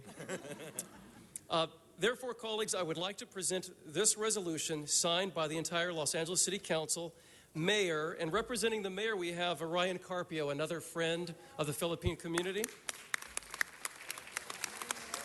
City Attorney and Controller to Consulate General Herrera Lim and Linda Granados, as we commemorate June 12th, 2014, as the 116th day of the independence anniversary of the Philippines. Very good, and we have some council members as you give them that commendation. Big hand for the Filipino community of Los Angeles. We'll go back and take some pictures. Mr. Cedillo, Mr. Cedillo.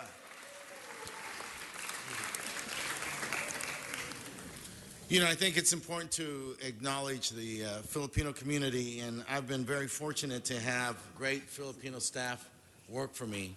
And I have two of them who are currently working for me, and there's been many more. But on the floor here with me, after 20 years of city service, our planner, a great graduate from UCLA, Gerald Gubatan. Thank you. And the first hire that I made when I became an assembly member back in 1998, I hired a young man from David Roberti's office, another UCLA graduate, Mal Ilomen. And Mal is well known. And Mal brought us the Filipino Veterans Bill, which was signed by Governor Gray Davis. The state of California is the only state that has honored its commitment and acknowledgement of Filipino veterans who fought side by side with us, losing thousands, tens of thousands of young men. We made a commitment to make sure that we took care of them after the war, World War II. And this country has failed to do that. We finally acknowledge that contribution. But this state, the state of California, is the only state that gives benefits to Filipino veterans to continue to honor and thank them for their commitment to our country and to the world at that time. And so I think it was very important to acknowledge both of them. And thank you very much for being here. Thank you very much, Mr. Cedillo. Mr. Huizar. Thank you very much, Mr. President. Mabuhay, and it's great to see many of my friends out here today. Thank you to LaFace, who continues to represent Filipino Americans who work here in the city of Los Angeles very, very well. And Mitch, thank you so much. As always, you are a great representative for a historic Filipino town. It's interesting to note, as I was listening to our council members speak up here, Mr. O'Farrell, about the many contributions that Filipino Americans have made to this great country. And I have the honor of representing Eagle Rock in a portion of Glazo Park where a number of Filipinos live. And if you think of the national contributions, but even at the local level with Eagle Rock, historic Filipino town, Glazo Park, the contributions, activism, flavor, and good food that you bring to the restaurants, it's just great to see. And so I consider Filipino Americans my brothers and sisters, as we did in the United Farm Worker Movement as well. So mabuhay, thank you. And at Eagle Rock City Hall a few years ago, we put a memorial in honor of the Filipino American veterans who fought in World War II for this great country. And it's great to see that that we recognize those veterans there at Eagle Rock City Hall. We should, for those of you who haven't seen it, it's a great thing to see out there at that City Hall. Thank you so much. Have a great day on this Independence Day. Thank you. Thank you. And Eddie Angeles right there, the head of Makati Sister City, Makati Los Angeles Sister Cities. Salamat. And we're going back and take some pictures. Right back this way. Thank you very much, everybody. Oh, I forgot to introduce Johnny. Johnny Lescano. Where's Johnny Lescano? Stand up, Johnny. Johnny's from the Philippines. He's part of the city championship team for John Marshall High School. Good job, Johnny. Item 7 called Special by Cards. Juan Alcala, John Walsh, and Mr. Herman.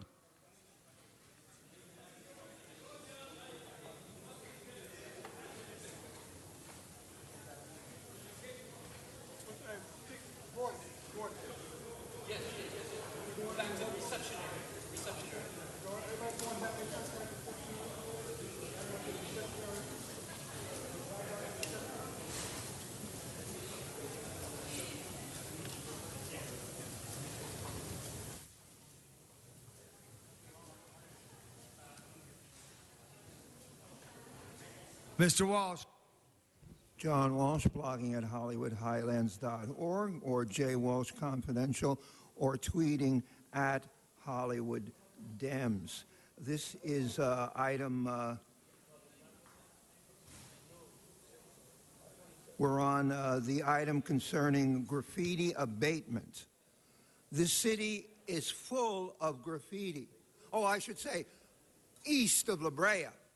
East of La Brea is full of graffiti. The city prioritizes... Mr. Walsh, this is a REAP issue on number 7, please, not graffiti. You're on number 7 now? What number are you on? 7. Okay, this is the REAP, and as we said, you're doing a good job on REAP. Keep it up, Hollywood. In other words, the landlords, you're keeping the landlords on their toes. HollywoodHighlands.org. Mr. Alcala.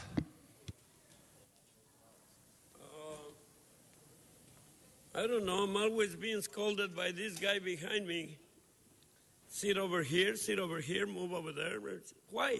Why does he focus on me? Please speak to the issue. Thank you. Escrow, we know damn well what I feel about that. Do you know what I feel about that? I feel you're ripping off the people. You will find any excuse to give them liens on anything. Resolution, removing the property of blah, blah, blah, blah, blah, from rent escrow because you paid through the ass. Yeah, and we're going to make you pay through the ass anytime we feel like it. That's what rent escrow is. Rent escrow is just another way to tax the people without representation. Do you know what that cost? That cost the American Revolution. The things that you're doing, your parking meters, your tax escrows, all the bullshit you throw at the homeowners, that will cause a revolution. And you know whose ass is going to be Please first? speak specific to the item. Specifically, I'm telling you, cut out all the red tape and bullshit that we have in real estate, because we don't need it. We need a place to live. We don't need a place where we can get thrown out for any reason. Thank you for your comment. You're totally stupid. Okay, Mr. Herman.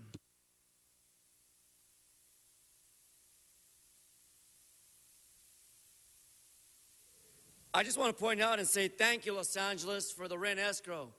You finally attempted to do something right, provide habitability for those of us in the future who are going to be renters. Please address the chair, Mr. Herman. And so, in 1 minute, I just want to let you guys know that you have a right in the city of Los Angeles to live in a clean environment, quality of life when it comes to rent escrow. Thank you, Mr. LaBong for that.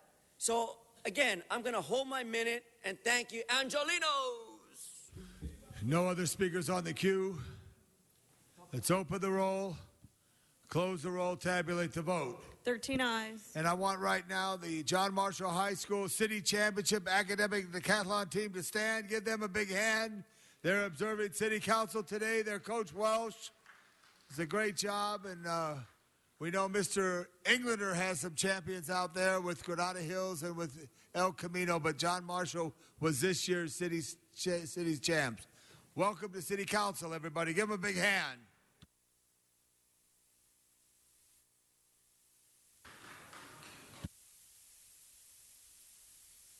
Item 1, called special by cards. Is Arnold Sachs here?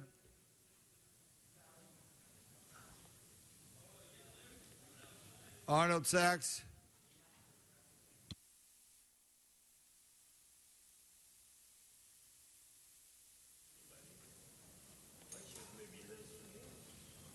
Yes, thank you. Good morning, Arnold Sachs. And again, I specifically addressed this part here about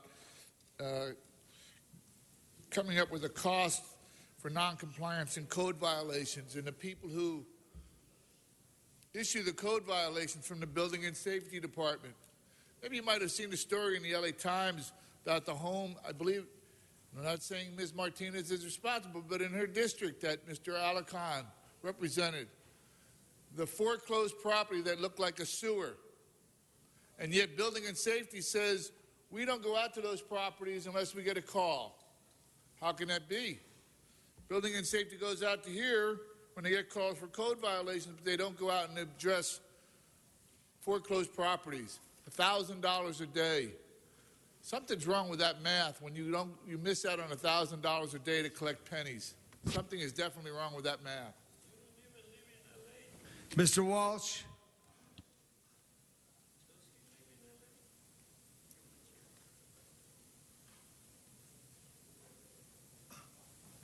Once again, I have no choice, John Walsh, blogging at HollywoodHighlands.org, as someone who's lived in this city since 1976, to applaud you.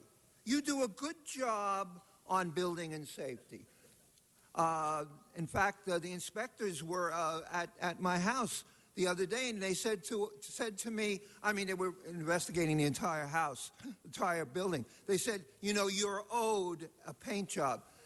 I'm telling you, I live in L.A., and when the inspectors come to my home and to our homes, they're on our side. They work hard for us. And anybody can get up here and jerk off and say, and do that old nasty white guy thing. But I'm telling you, you don't know how to accept 100% compliment on this agenda item.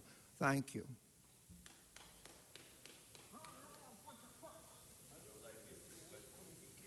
Mr. Herman, followed by Mr. Alcala.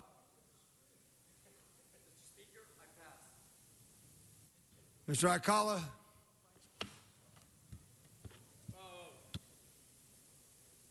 I don't know. I feel a little bit like Mr. Welch was kissing ass to City Council. I don't kiss ass. I say that maybe he's right. You do a good job, but you do a terrible job of providing housing for everyone. You know, I just got an apartment in the ghetto, and I have nothing to do with the ghetto. They're giving me a place in Inglewood. I don't belong there. Dude, have you ever been to Inglewood? No.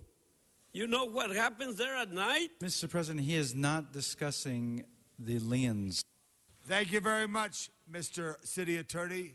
Discuss the issue, please. The issue is better housing for everyone without so much BS and red tape. Look, I'm going to fine you $608.83 a lien upon your property.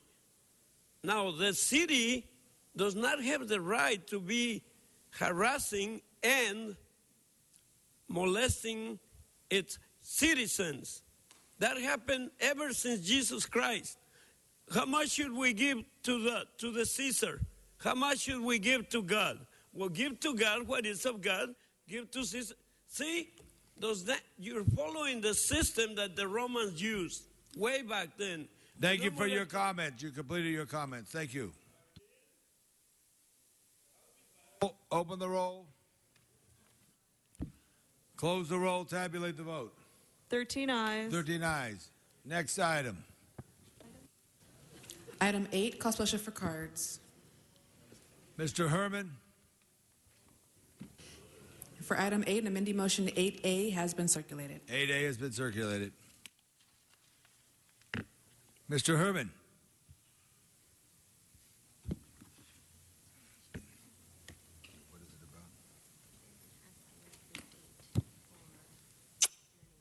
KISS. Keep it simple, stupid. Communication from the City Administrative Office relative to the fourth construction projects report of the fiscal year for 2013-2014. Well, are we not done with the waste and fraud and abuse of how we mismanage the appropriations of the public? Are we not dissatisfied with the representation by this horseshoe who cannot satisfy the recommendations for council's action, Dion, subject to the approval of the mayor?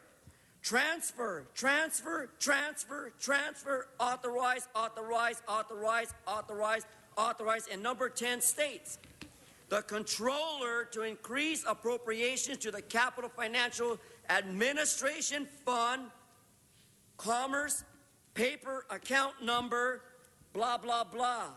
Again, Dion, Batman is back. Stay tuned. Save your 46 seconds, Mr. LaBong Bong. John Walsh.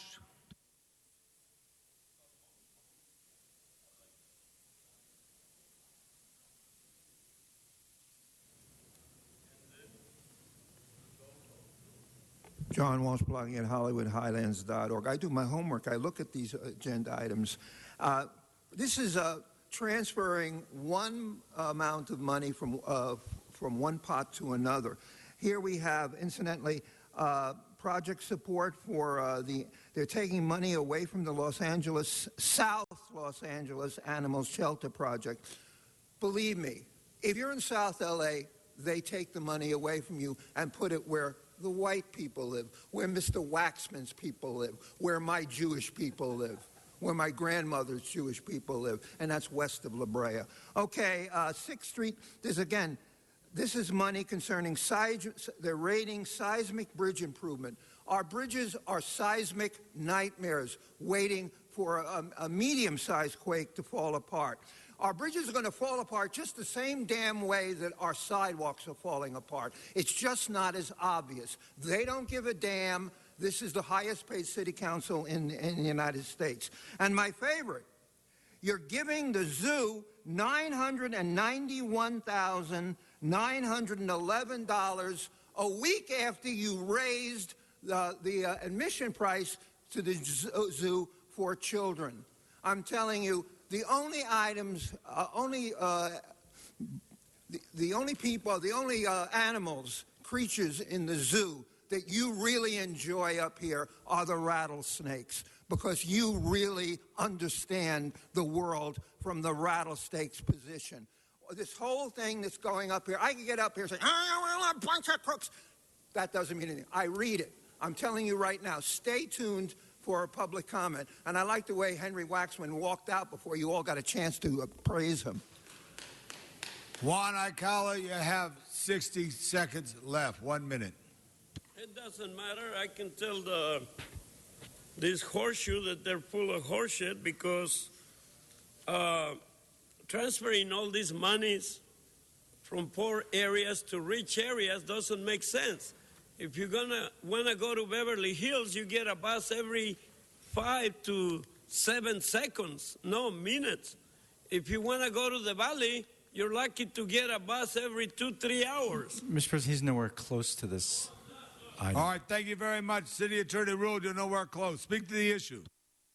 Monies that should be used for poor people, you're transferring them to rich areas, and that is not right. Look, transfer $1,187,067 between departments of funds for general obligation bond funds as specified in attachment 4 of the above reverse CO. Thank you for your comment. That completed your comment for today on all items except public comment. Arnold Sachs.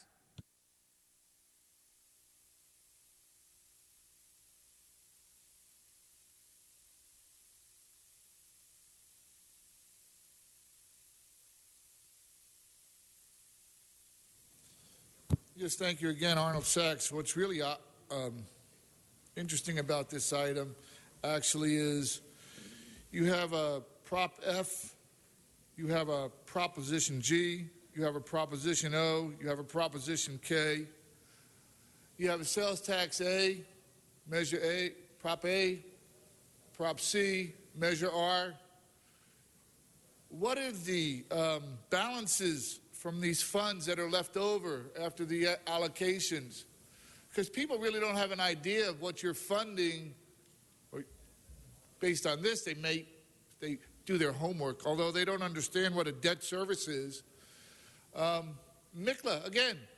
So what are the balances that are left over from these propositions, and how much revenue do they generate on a yearly basis? This is $900,000, almost $1 million quarterly MICLA payment. What's the debt left for the zoo on this after they make $1 million. That's $4 million in a year.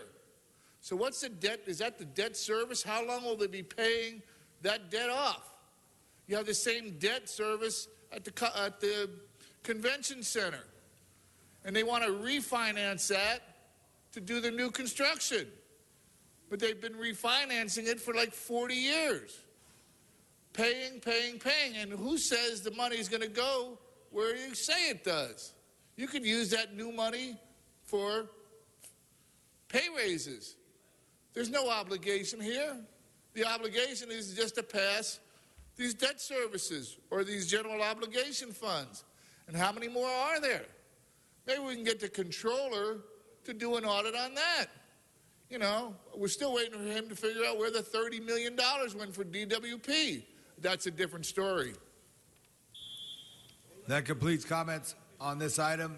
No speakers on the queue. Open the roll. Close the roll. Tabulate the vote. 13 ayes.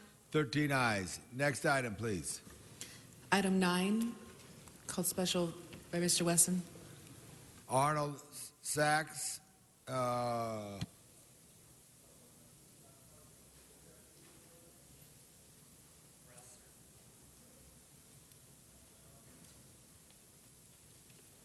Yes, thank you again, Arnold Sachs. It's a great idea. We've heard the mayor's new program, hire 10,000 vets, all these companies on board, but we really haven't heard anything about, I'll stand corrected, we haven't really heard anything about the city, although somebody did pass a motion to make veteran service count 10 points towards the hiring program. So in the rate of attrition that occurs in the city and the MTA and the county, how many vets get hired? What's the percentage of vets to be hired?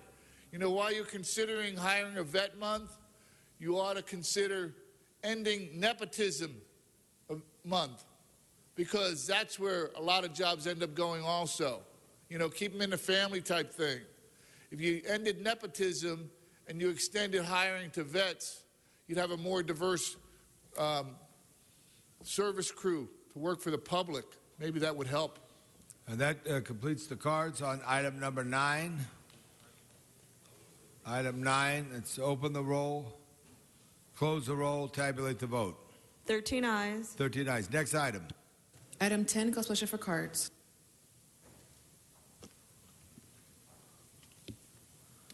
John Walsh. Mr. Walsh, you have 1 minute.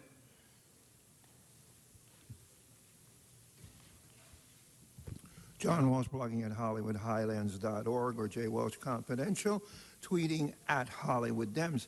This incidentally concerns Englander's district. He's taking money away from street furniture and he's switching it to graffiti abatement, to removing graffiti, because in his district, the gangs have moved in. Whenever the graffiti starts increasing in your neighborhood, that means the gangs are running your neighborhood. That's what's happening in his district. But he's interested, much more interested, in defending himself in the sex harassment court case, which will be coming up soon. So I'm sure that I'm all for the people actually erase the graffiti, do a good job, but except they're told never to go south of Venice, where minorities live. HollywoodHighlands.org. Mr. Herman.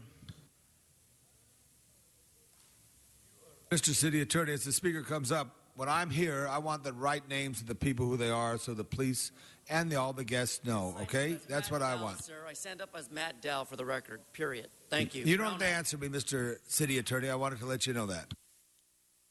Lander and LaBonge, you say you're satisfied with funding additional graffiti and weed abatement services. However, incidentally, John Walsh is correct. How you mismanage and abuse, hide things without transparency. Is it a crime? Is it a crime? When will we tell time that you, Mr. Englander, and I won't get off topic, I won't talk about sexual harassment, or the abuse in your office, the misuse of appropriations. But however, the transfer of $60,000 from the Council District 12, a portion of street furniture revenue, how dare you? The Department of Public Works Department funding 100/74, account 3040, contractual service to fund additional graffiti, weed, and yet you hear Mr. Krikorian on Channel 35 the other day crying, "Oh, my area is targeted by graffiti, and we gotta do things because I am Paul Krikorian or Paul Koretz, whoever you are." But Mr. Krikorian, stop the crying. We have money. You can beautify the quality of our life in our communities in the valley. Ms. Martinez is doing an excellent job at it. She's new and creative and a woman, and soon we'll have a woman in Mr. Weezar's seat. He is not talking about this. Going back on topic, Mr. O'Connell, please, give me a break. So, relative to funding additional graffiti, if you do not want graffiti and weed abatement services to be provided, ask your councilmen, fund public works, remove graffiti from your neighborhoods, and let's start the action of quality of life in all our communities. Arnold Sachs.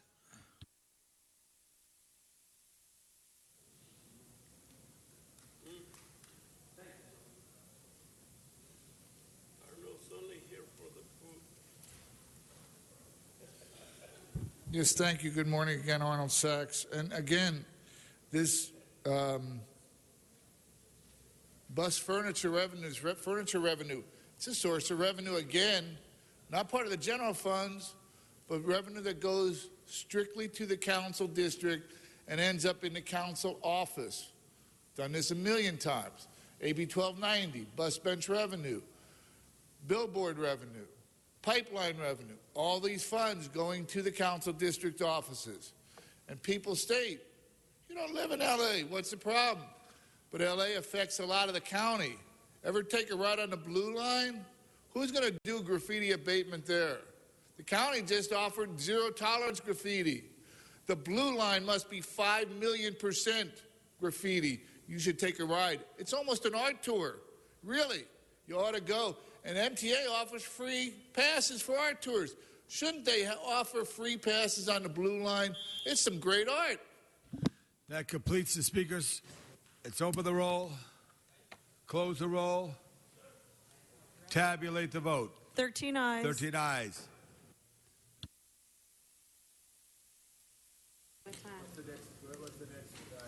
Mr. President, do you wish to recess the regular and begin the special meeting? Okay, I want a special call on Mr. Cedillo right now. Thank you. First, Mr. President, I need to call the roll. Bloomingfield, Bonin, Buscaino, Cedillo, Englander, Fuentes, Weezar, Carrasco, Krikorian, Labange, Martinez, O'Farrell, Parks, Price, Wesson, 13 members present and a quorum, Mr. President. Hold on, we're not especially Mr. Cedillo for a moment, please. Thank you. Thank you, Mr. President. We're here to make a special recognition and acknowledgement of those partners that all of us have, those special people in our lives who enable us to do what we do, to be public servants. Those of us who have spent so many hours, days, months, years away from home, not doing our duties, not doing our chores, not doing our honeydews. We're here to acknowledge those who enable us to get away with that. And so all of us have that special person in their lives. I know that for 30 years, the love of my life, Ruby, was that person who allowed me to spend all my time at meetings and marches and events, etc. And all of us have that person in our lives. And so today we're here to honor someone, Mr. President, Mr. Speaker Emeritus, someone who has enabled you for 33 years to be off at Pop Warner practice, to be off at political meetings, to be off at campaigns, to be off at strategy sessions, to be off at all the other places you've been instead of being at Target, instead of being cleaning up the house, instead of doing your chores, instead of taking care of the boys, all the things that you, those honeydews that you got away with. Today we're here Today we're here to honor someone special in your life and somebody who represents and embodies a special person in all our lives. We didn't want this to go by without the due respect that's deserved for the moment. And so, Fabian, we're here to honor you. And Mr. President, we're here to honor you. For 33 years of marriage, love, support.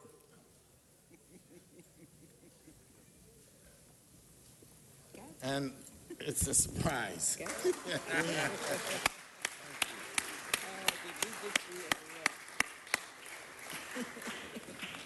And it's a surprise. Put your hand on the frame so you don't get cut out of the picture, Mr. President. There you go. This is her picture. She deserves it.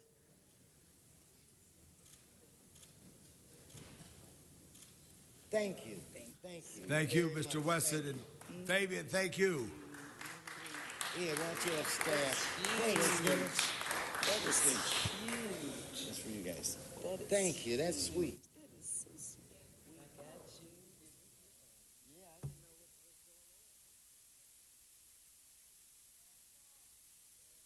All right, Patrice. 33 years, and I still like him. He is still my friend, and I still like him. I think that says it all in itself. Fabian Wesson. Thank you, Ms. Wesson. Madam Clerk, let's take this item in the special up right now. Okay, Mr. President, you wish to recess the regular and convene the special. Yes. Calling the roll, Blumenfeld, Bonin, Buscaino, Cedillo, Englander, Fuentes, Weezer, Carrasco, Corning, LaBange, Martinez, O'Farrell, Parks, Price, Wesson, 13 members present and a quorum, Mr. President. All right, let's go into the special. Very good. And the issue before us? Item 13 is an item for which public hearing has been held. The CRE report has been circulated. Very good. The CAO does an excellent job. Let's open the roll on that. Close the roll. Tabulate the vote. 13 ayes. 13 ayes. So ordered. Forthwith on that. Mr. President, do you wish to adjourn the special and go back to the regular? Yes. This brings council to general public comment. General public comment right here. John Walsh.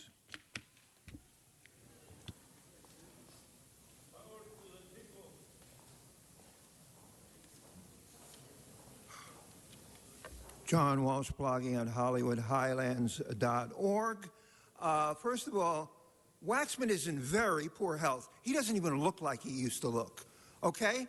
He stood up here. I thought he was going to collapse. As you want, every single one of you wanted to jerk off and do your masturbatory tribute. He cut it off. So most of you couldn't speak, or he might have died right here, because if he weren't terminally ill, he would not have resigned. Everybody knows that. Everybody knows that. Now, I want to speak on something that concerns you and concerns the entire world, and that is I want an agenda item. We do not want we do not want an airstrike on Iraq. We got a president whose ass is half white and half black. He doesn't know what the hell he is. And today he said, I will not rule out an airstrike on Iraq. And this is what every Democrat is saying. Mr. President, if you order an airstrike on Iraq, we will not vote for any Democrat who does not oppose it. You sit here, you're quiet, Henry Waxman is quiet, and you're going to kill women and children in Iraq. And who are we benefiting when we bomb Maliki? We are benefiting the Iranians. The Iranians want us to take these people out so that they can take over. It's a quagmire. And I'm telling you right now, again, if there is a Republican who is against the war versus a Democrat against the airstrike on Iraq versus a Democrat that is in favor, America is going to turn our back on our punk-ass white, 100% white president, Mr. Barack Obama. No airstrike on Iraq. And you don't give a damn up here. You suck their cocks. Hey, Mr. President, Mr. Mr. President, I think that type of language is not protected by the First Amendment, so he should be removed. All right, sergeants, excuse the last individual for the unprotected language. Let that be known. I apologize to all our listeners out in Channel 35 land. Please excuse the gentleman, Sergeant. I want Guillermo Torres, the next speaker.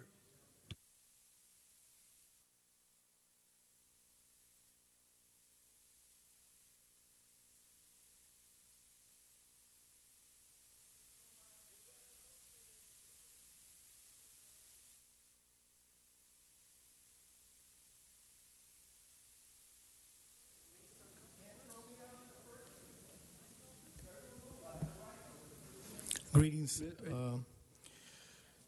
My name is Guillermo Torres. I'm a faith-rooted organizer for Clergy and Laity United for Economic Justice. I'm here standing with these amazing workers from the LAX airport. Next to me here, we are here to inform you about some violations at the LAX airport. In 2005, the City of Los Angeles agreed to sign a community benefits agreement with LAX local communities. The idea was that the LAX would be expanded, but as mitigation for those environmental impacts, the city promised that all contractors at LAX will follow the city's living wage and worker retention ordinance. At a time when underpaid workers around the city are fighting for better jobs, Delta Airlines and their new contractor, Gay Gourmet, are violating this agreement.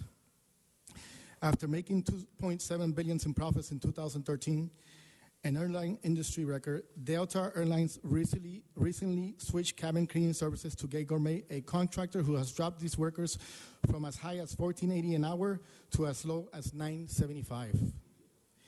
Gay Gourmet's proposed wage scale and healthcare plan violate the LAX living wage ordinance, which requires a minimum compensation of $10.91 per hour plus $4.76 per hour towards healthcare benefits. Paychecks issued on May 22nd revealed Gay Gourmet is indeed providing wages and benefits below the living wage ordinance requirements, defying the clear direction of the Bureau of Contract Administration. Gay Gourmet's actions constitute wage theft against hardworking cabin cleaners in the middle of a city-owned landmark.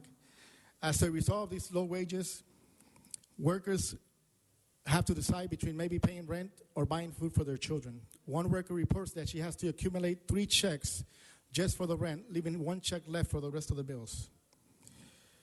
Airlines are making billions in profits. We find it immoral to lower the wages and benefit of these workers. We ask that the city cancel Gay Gourmet's license to operate in cabin cleaning until the contractor agrees to follow our city rules. Thank you. Thank you very much. Next speaker is Daniel Jones.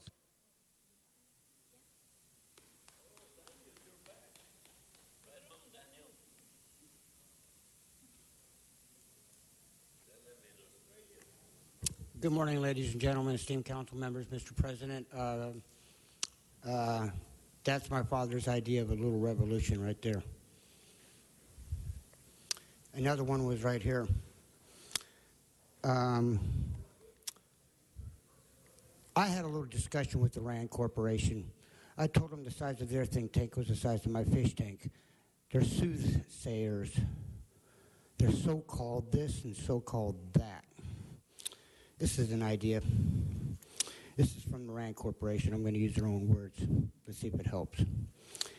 You are fascinated by ideas. What is an idea? An idea is a concept best explanation for most events. You are delighted when you discover breadth in the complex surface, an elegantry, simple concept to explain why things are the way they are. An idea is a connection. Yours is the kind of mind that is always looking for connections. So are you, or intrigued when seemingly disparate phenomena can be linked by obscure connections. An idea is a new perspective on familiar changes. You revel in taking the world we all know and turning it around so you can view it from a strange but strangely enlightening angle.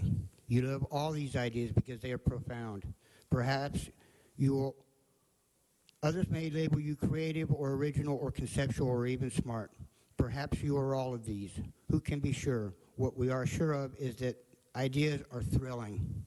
On most days, that is enough.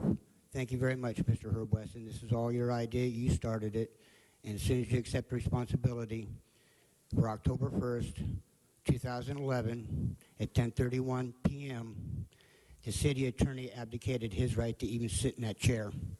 And until that, all I really want is an apology in an overt manner. Then we can all move on. We can all enjoy our lives. Until that day happens, I'll be back. Thank you very much. Have a good Before the next speaker, clarification. Yes, Mr. President. When I mentioned that Mr. Walsh's comments were not protected by the First Amendment, let me elaborate.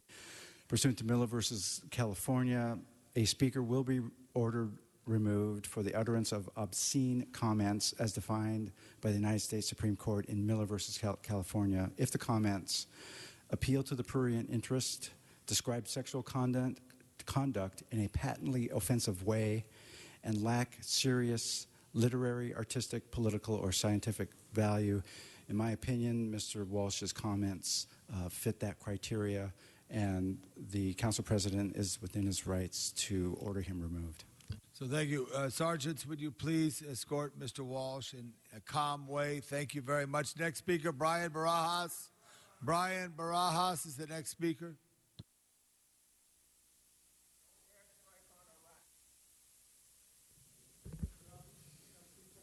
Yeah. Brian, go ahead. Your clock's running. Yeah. You know, it's interesting that the verbiage usage is true. There is a scientific method to explain lawfully what the person's trying to communicate. If they haven't let go of their obscenity, it's true. It's a form of maturity. But the thing is that in the other aspect, yeah, John would be right, Walsh would be right, if he were to assert a little bit more of a intention pertaining to the future instead of giving it up for some sort of sick pleasure. But let me just stick to what he said. It's true. The situation with Iraq, it's splitting apart. And if that happens, the situation is disintegrating in the Middle East, but the intention is because we don't have a United States president. We, the people, have to form together to establish a form of government that goes back to the principle of science. And that means that we have to grow up, all of us. So the problem is if John or Juan, Herman, or anybody else, you have to join in that thought. It is a principle of the mind. It is a law which is given to us by God. So you have to let it go. We have to join or we die. Michael Hunt.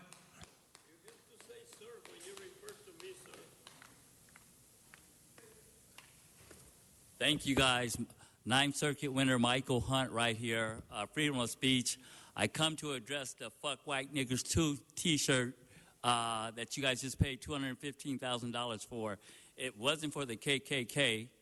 It was addressed as the Fuck White Niggers 2 T-shirt, which is the First Amendment in the Constitution, saying that to be that there is such thing called the Brown Act down here, and that all the city council members should be following that and abiding by that. I've never heard of the Supreme Court law that just kicked him out. You guys should be really careful what you do, because you guys are still paying like almost $10 million for the First Amendment, 2 outside attorneys that has cost the city over $7 million in attorneys' costs for nothing, because you guys don't practice the truth. So be careful what you do. And I'm here to address all the media. It wasn't about the KKK outfit. It was about the T-shirt. And in that, you guys should have learned a valuable lesson. Nobody writes that on a ticket. So even as we speak here, please protect the Brown Act. We are United States of America. Our forefathers wrote the First Amendment. Steve Rhodey is currently the best attorney in the United States with the First Amendment. Please hire him to consult with you guys. Each of the districts should give him $50,000 because our city attorney do not know what they're doing. So please address that as a whole. You guys can save the city a lot of money. Each one of you guys council members need to write Steve Rhodey a check for the First Amendment because the city of Los Angeles don't understand it. Thank you, Michael Hunt, and I'm a 9th Circuit winner twice. Arnold Sachs.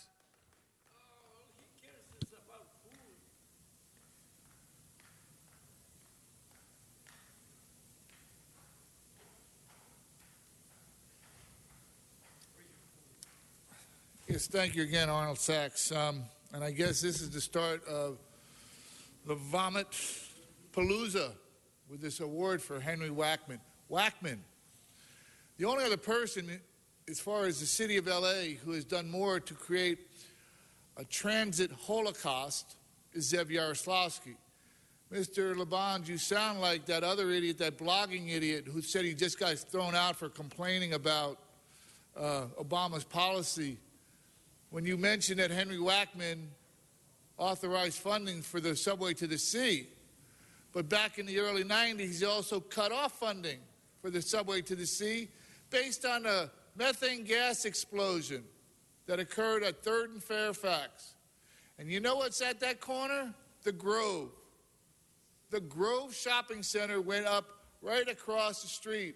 Henry Wackman didn't say anything about that, but he represented that area, and our boy Zev Yaroslavsky represented that area, and they both said, it's okay there, but it's not okay to build a subway.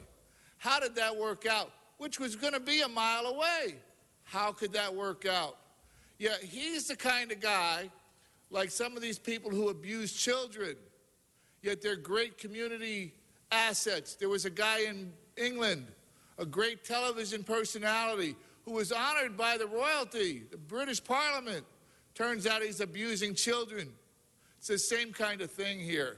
He did great things nationally, but when it came to the city of L.A., how's the housing? Stinks. How's the transportation? It's even worse.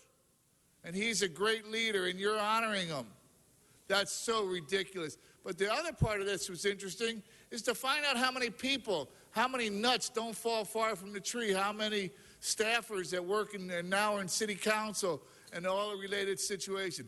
That's interesting. Mr. Alcala. I am a nut, and I fell far from the tree. So there. Henry Waxman, or whatever your hell name is, you're the littlest giant that I ever seen in my life. You're probably even smaller than me. And that's not saying much. City attorney, you need to go back to law school. You don't even know what the First Amendment. You couldn't even read the Constitution if they paid you to do so. And you know what? You pay yourself a bigger salary than even Obama. So, Obama, why don't you come to City Hall in downtown LA and get a better salary? Oh no, you get a lot more money from a lot of special interests from all over the world, because we are the greatest nation on earth, and we can bomb the shit out of anybody. Shit's okay, right? It has nothing to do with sex, except in West Hollywood. I was at the gay parade, sir, and you know what the gay parade is all about? I don't want to tell you, because then it does stink. Yeah. West Hollywood smells like shit, but I got nothing against those people, you know, because that's what they do. You do what you do. By the way, I did put 2 joints that somebody gave me over there. Oh, you're against drugs, but you love alcohol. Hey, the whiskey a go-go. We just celebrated it. The whiskey a go-go? Give me a fucking break. Alcohol is a drug, you idiots. Whiskey a go-go. Fuck you. Mr. City Attorney, the next speaker is Mr. Herman. So I use the name Matt Dow, Zuma Dog, Michael Hunt. I, for the record, today representing Batman. And so I say to you, federal provides a health care coverage for incidents, medical, dental, and vision. What is required?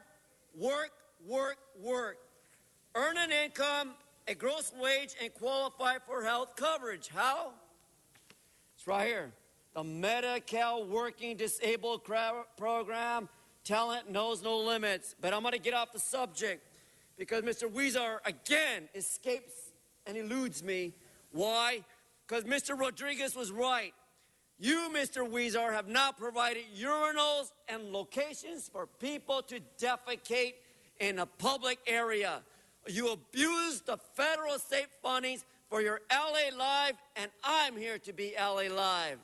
I wear the mask to cover the smell, the stench of all of you representing this city. Why? Because you smell.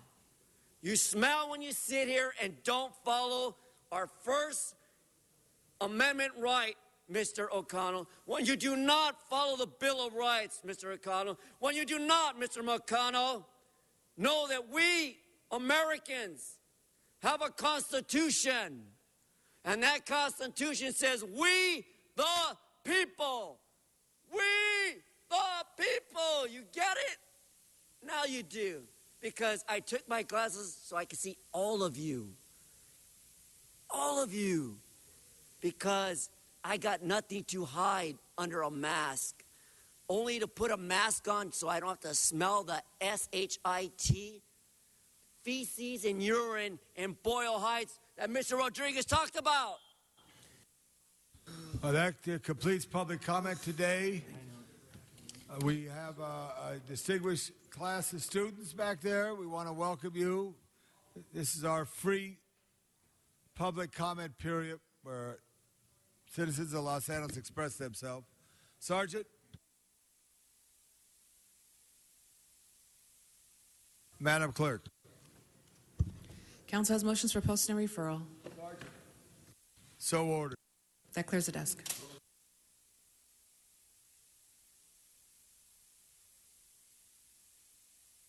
All right. Any announcements there? Miss Jack, come up here from the controller's office real quick. Who do we have here in the back?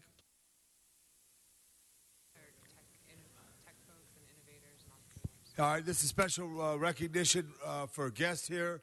The Deputy City Controller, Jack, please announce who's here. The Controller's Tech Bullpen. They're innovators and entrepreneurs and folks in the tech center from all over the city who want to work with and collaborate with City Hall. Thank you very much. On behalf of Ron Galpin, the City Controller, and Mr. Wesson, the City Council President, all the members, we welcome you to the John Farrar Chambers. Thank you. Are there any announcements, members?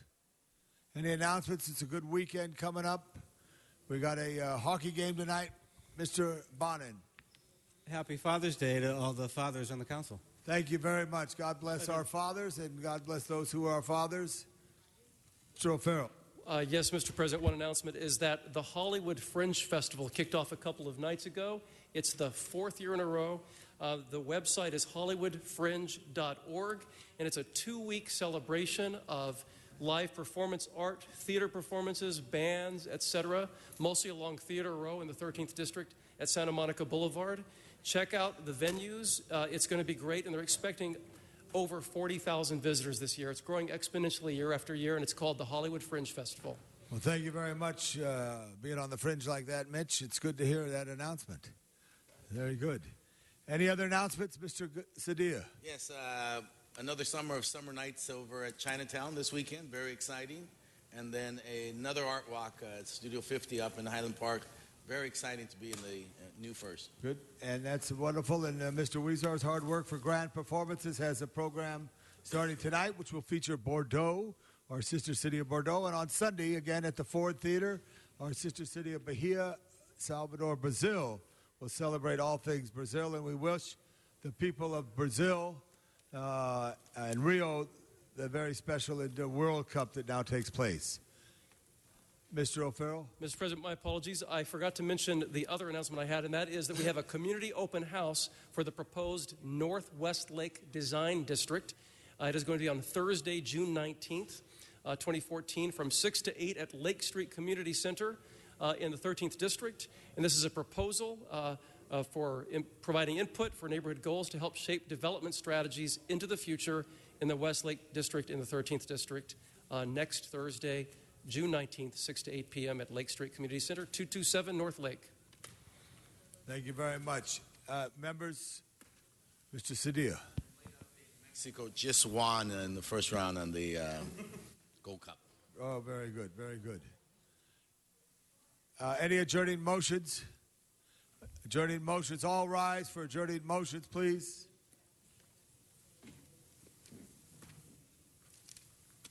Mr. Parks. Thank you. I'd request that the council adjourn in memory of Martina Ford, who passed away June 10, 2013, of complications from cancer. She was born in Chicago, Illinois, where she spent most of her young life. After graduating from high school, she found work as an accountant at the Ford Motor Company, where she enjoyed many years of service. She later decided to move west looking for a change of scenery. She attended LA Trade Tech, where she received her associate arts degree. After graduating, she worked with the County of Los Angeles as a secretary. She continued to climb the ladder within the county, working for Parks and Rec, and later working for the Department of Health Services as an investigator. She loved public work and enjoyed her many years of service with the county. She volunteered for many political campaigns, including her cousin, Barbara Boudreau, a former LAUSD school board member. She's survived by her sister and a host of family members. She was 68 at the time she was deceased. Members, I ask we adjourn in memory of Bobby Welsh, great Dodger pitcher, first round draft pick 1977, and was a big all-star in the 81 World Series, along later on with the Diamondbacks as well, and then a coach. He's survived by his sons Dylan and Riley and daughter Kelly. Went too early, 57 years old. Bobby Welsh, Los Angeles Dodgers. Mr. Koretz. If I could just add to that, he was an amazing pitcher, won over 200 games, and he was the last pitcher in Major League Baseball to have won over 25 games in a season, when I think he won 27 for the 1989 Oakland A's. A great pitcher and a great guy. And it's sad. Gone too soon. Continue to serve the city well, and have a good weekend. Enjoy and love Los Angeles. This meeting is now adjourned. Thank you.